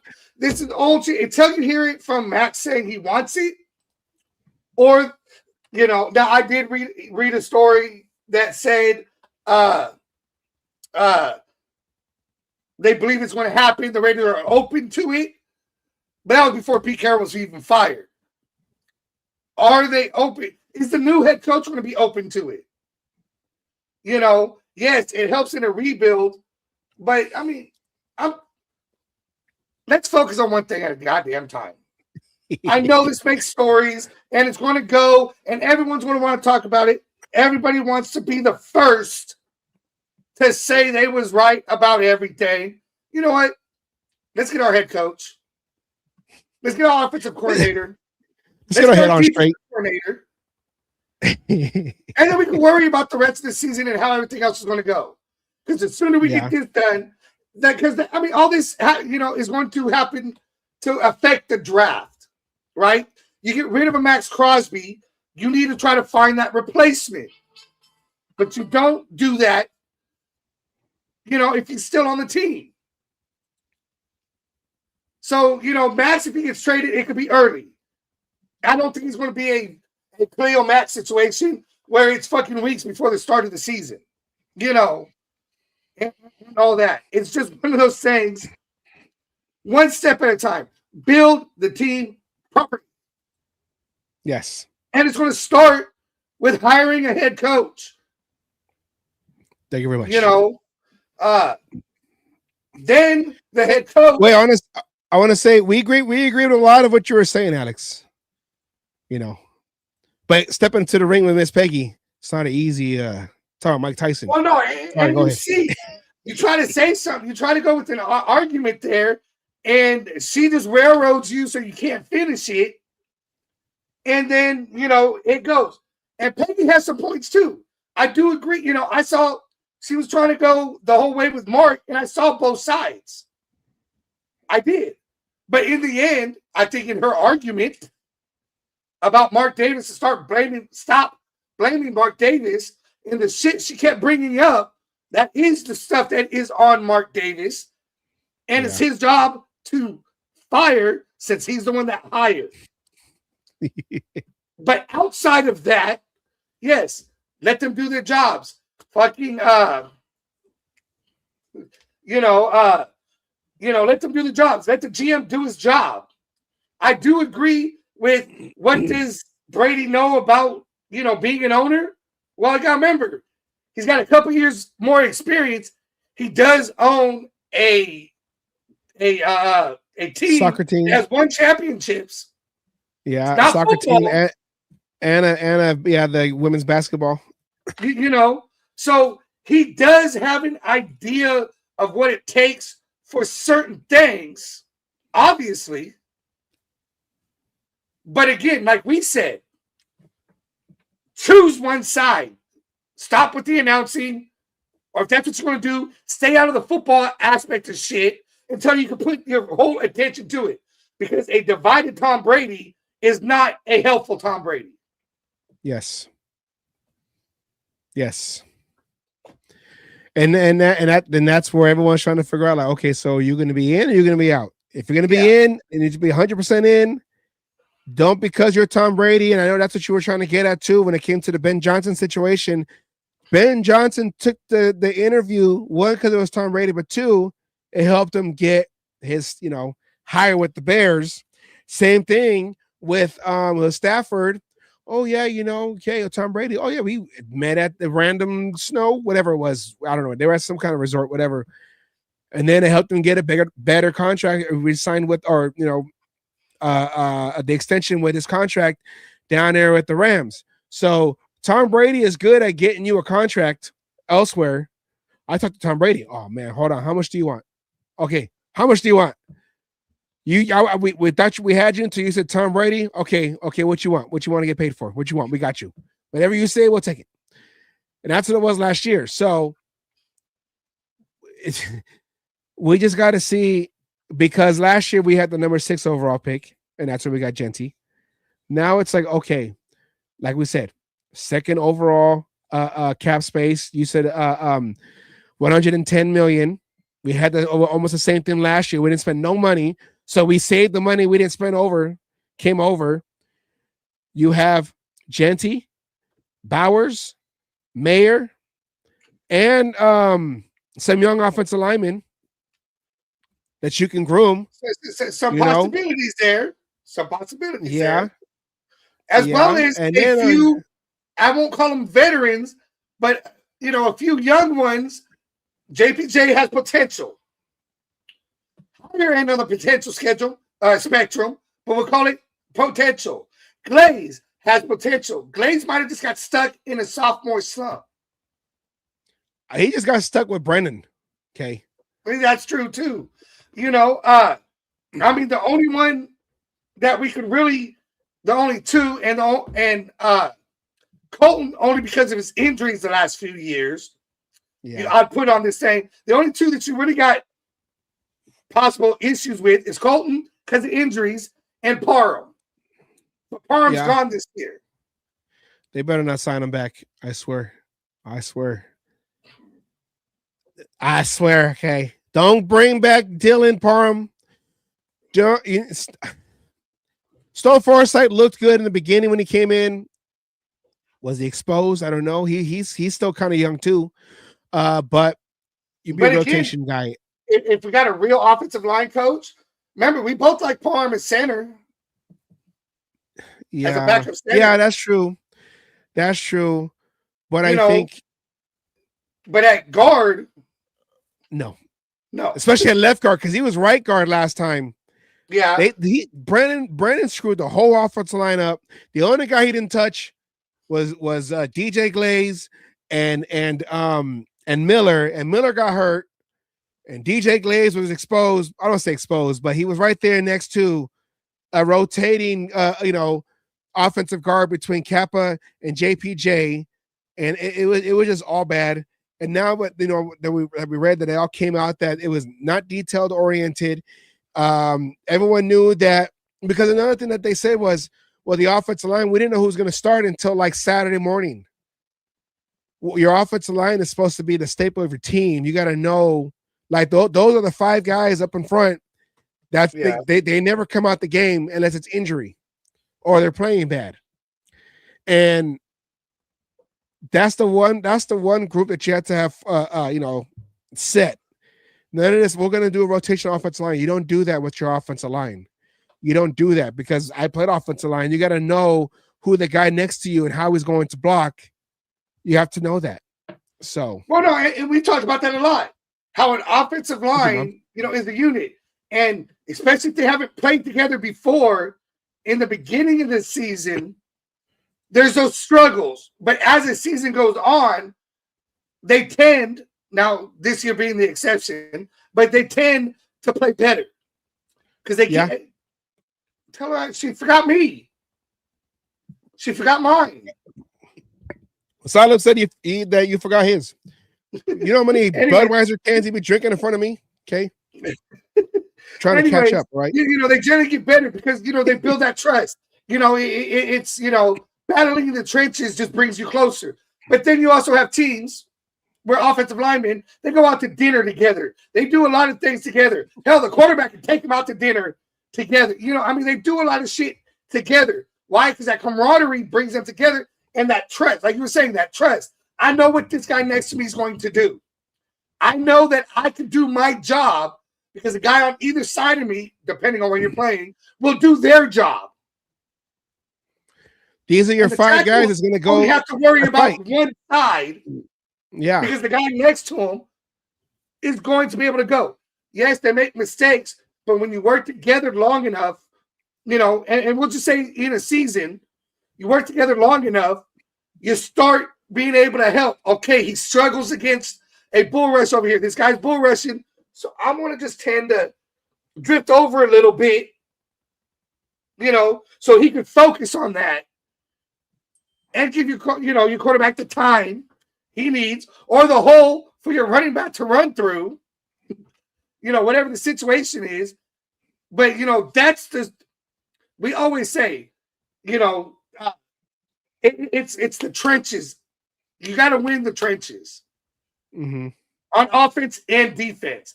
It's easier to do on defense because you can mix, max, play, this, that, the other, and it be effective. You can't do that on an offensive line. No. You have to build that trust, that camaraderie, and trust that man next to you that no matter what, you're both going to die on that field if that's what it takes to win the trenches. Incognito for offensive line coach. Let's go. I'll take that. let me ask you real quick. Black Monday, not Black Friday. I almost had that graphic say Black Friday. Black Monday, Asylum, outside of the bottom two because they were fired mid-season, hence the asterisk right there. But out of the coaches so far, who was your biggest surprise that they got fired? Or that's easy. Harbaugh. Harbaugh, and I know 18 years, and I know that it was speculation, and your rookie kicker shanked it to the right. Well, I mean, you're hearing stories now, right? And I think this happened to Pete. The stories just ain't coming out or being blatantly said. He lost the locker room. Even his quarterback was doubting he wanted to play for Harbaugh next season. Yeah. And they said that one of the things was Harbaugh did not want to go and fire him. Todd Monken? Todd Monken? Yeah, the offensive coordinator. So that's okay. Well, you both can go. We'll find someone new. So I don't know. And then there's talk of Jackson, Lamar Jackson, that I don't know if it's that he's up on his contract. Cause I thought he just signed it. Well, I think he's just signed an extension. I don't know. He signed one. Yeah, just recently, like a few years ago. Like a couple years ago. That was 2020. That was 2022. I don't know because we're about to be in 2026. I don't know. We are in 2026. Well, I mean the 2026 season. Okay. We are in 2026. Our head coach is going to be Phillip Rivers. If not, he's going to be our quarterback. Okay. Just he's talking about wanting to come to be a head coach, and no, we're not getting Phillip Rivers. I do not want Phillip Rivers. Okay. I need somebody with a little bit more NFL experience than just being able to play in a game. Yeah. We'll see. But Pete Carroll out 1 year. It was expected. That's why we didn't go on right away. We're like, let's it's actually Asylum's like, no. Asylum's like, no. Let's see. Let the smoke clear. Let it all clear out and see what else comes up. What else comes out that adds to why he was, because we all knew he was going to get fired. It was just more so like, no, we did not know. We knew. We hoped. No, we knew. 75%. We knew. We were hoping. I'm not gonna lie. I got a little nervous watching that last game. Oh yeah, Pete Carroll, he got all that energy, man. Next year they should keep him. Next year, but it's like you're just an announcer that came to watch this game. Okay, you didn't watch every single game and follow Pete Carroll like that to know you fired your special teams coordinator. Okay, whatever. I guess whatever. Then you fired your offensive coordinator, Chip Kelly. Okay, interesting. But the main issue was your offensive line and your starting quarterback, and they're both coached by a Carroll. I didn't care with the offensive line. There was no discussion on him. And I will agree with Mitchell Rentz saying these writers don't ask the hard-hitting questions. Hey, have you ever considered your son who runs the offensive line who was worse in the league? So hoping, and we will be following along this coaching search, because as of right now, the Raiders have interviewed or sent up interviews for Vance Joseph, Nagy, like you said, and also they're trying to put their head in for Kubiak, who's going to be one of those hot. Also the quarterback's coach for the Broncos. Yes, so maybe they're just preliminary. Let's just see, let's just see. We can interview them because they got the bye week, but let's just see what happens, what's going on. What they think, whatever, get a little intel on the AFC West, with the Broncos, and then with the Chiefs, but we'll see what happens. I just hope that, we don't just get some fallback guy and they're going to try to feed us. No, look, I'm going to tell you why we picked this guy. Okay. No, listen, no, for reals. Or how one of my coworkers back in the day, peep game. No, for reals. Okay. Look, we picked this guy because he was there when footballs were invented. Okay. He was there. He knows that what type of pig we use and what part of the skin that we do. No, I want a guy that's going to say, I run this team. I will pick the guy who comes out of the draft on the first overall pick, which we're all going to be watching and draft in a few months from now. And I'm going to have this guy run this. I'm going to have that guy run that. And we're going to run this thing. And we're going to do it that way. And it's going to be all on me. Don't feed me the lines that everyone, oh, well, I understand the Raider mystique and the just win baby and the commitment to excellence. I'm going to try to carry that torch along and we're going to go. We're going to build this thing the right. I don't want to hear that. Okay. I don't want to hear that. Okay. Just tell me, just come in and do the work. Okay. I'm tired of the whole, don't slogan me. Okay. Don't slogan me. We have the slogan all over our houses. Commitment to excellence. Just maybe we have that all over. We don't need to keep hearing it over and over again. Okay. Just tell me you're going to get us wins. And Pete Carroll did, but we saw that it wasn't going to work by the actions and the practices that he used. So that is my final take on that. Thank you, Pete Carroll. You gave us the number 1 overall draft pick. That's a whole nother show. I'm fucking scared shitless on that. We've only had one in our existence, and you know who that was, 2007, Mr. Jamarcus Russell, who debatable, who is the worst, who is the worst bust, him or Ryan Leaf, but we'll see. I do, what? Because it's the 6-7. Because we got people here, let me do it one more time and then we'll close out the show. This is the season finale. I want to run it again. Season finale of the CMN News. He'll come on again if there's any breaking news, which is, of course, Coach or whatever. So, Asylum, please summon your inner self and play that CMN News one more time for the audience that are here. This is CMN, a cage match news update. Hello, this is Asylum Burgundy at the Al Davis News Desk for your Cage Match News update. First, I want to say thank you to the New York Giants. Your victory before our game secured our number 1 overall pick. So now we can all shut the hell up about it and actually try and beat the damn Chiefs. Let's go. Gino is out. All right, I'm ready for aw damn. No one told them. Hey Raiders, it's okay. You don't have to try and suck anymore. Look out!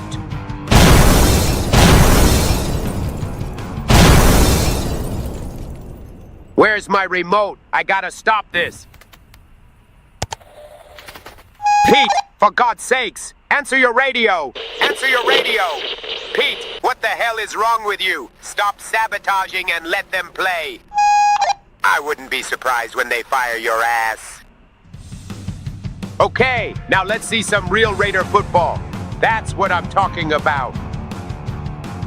And look who's got the Raiders in position to win. Aiden O'Killa.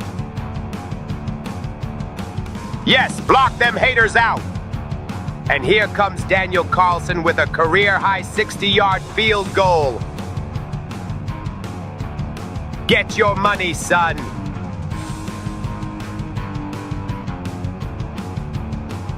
Raiders win 14-12. It was an all-field goal game. Here's Pete Carroll. Pete, I know this has been a trying year.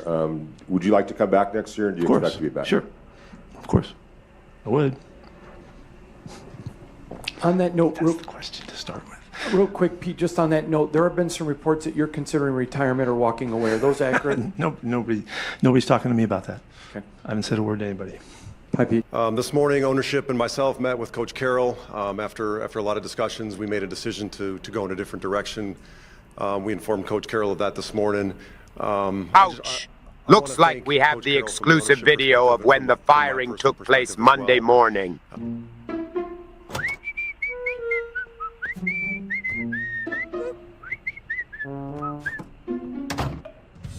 Damn, that was awkward.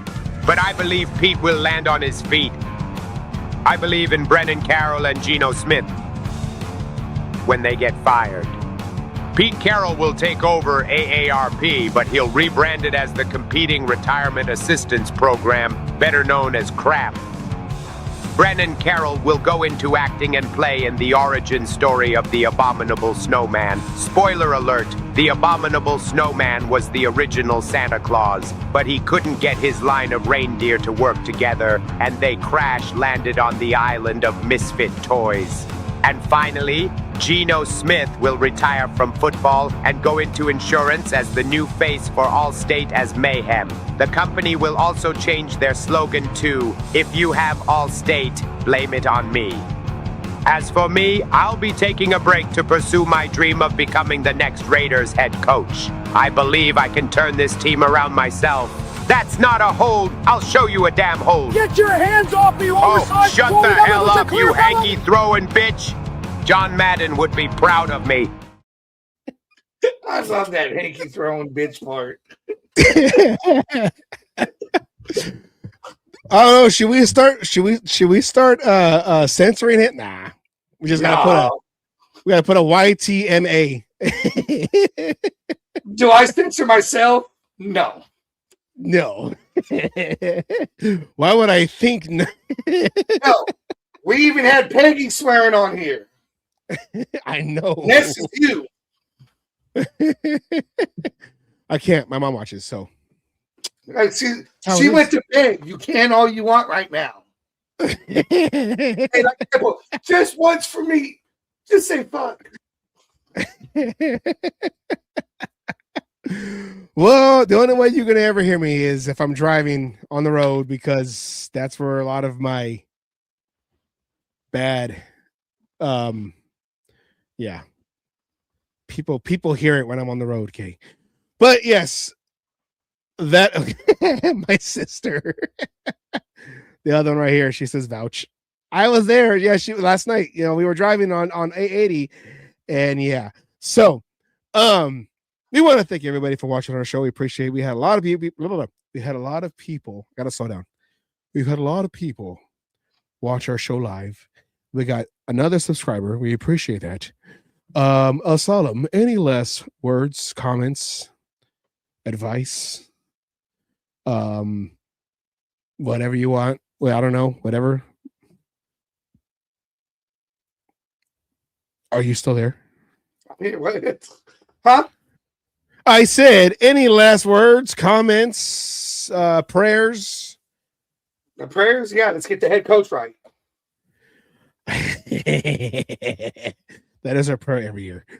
All right, thank everybody for watching the show. We appreciate it. We're not doing Friday shows no more because the season is over, so come back on next Wednesday, as we see and update what's going on in Raiders World, on this another off season of who's your coach and who's your quarterback. And we gotta do like in the old school soap operas. Who will be the Raiders quarterback? But who will pick that quarterback? Would he be in the first round draft overall, or would he be on free agent? Or is Aiden O'Connell that guy? But we need to figure out who's going to be the head coach. And also, is Max Crosby going to be a Raider next year? Come back next week as we update all those and more, or answer all those and more if we have the answers to that, on the Cage Match Show every Wednesday, 5 p.m. Pacific, 6 p.m. Mountain, 7 p.m. Central, 8 p.m. Eastern. Oh, yeah. Dig it. I know. I didn't hesitate either. Oh, yeah. I know. That's why you get the round of applause. You did that perfect. Oh, yeah. All the thinking, but you didn't even go. No. You deserved it. I was going to blame it on the stream. Oh, no, it froze. 8 p.m. Eastern. All right. We want to thank everybody. And also thank you, Miss Peggy, for coming on. We love fighting with her. And then she fights back. Gives the people what they like, what they want. Yeah. All right. We end every show like we always do with the word from Coach Wallace, a.k.a. Raider Milt, my high school coach from back in the day. Keep his memory alive. Big time Raider fan in the parking lot and in the opposing side of the field, because he always got into the heads of the players. I was going to say ask Junior Seau, but never mind. Okay, that's our show. Come back next week, and we'll do it again. Thank you very much. Have a good night, and take care, and Happy New Year to everybody. And that's it. All right. Peace out.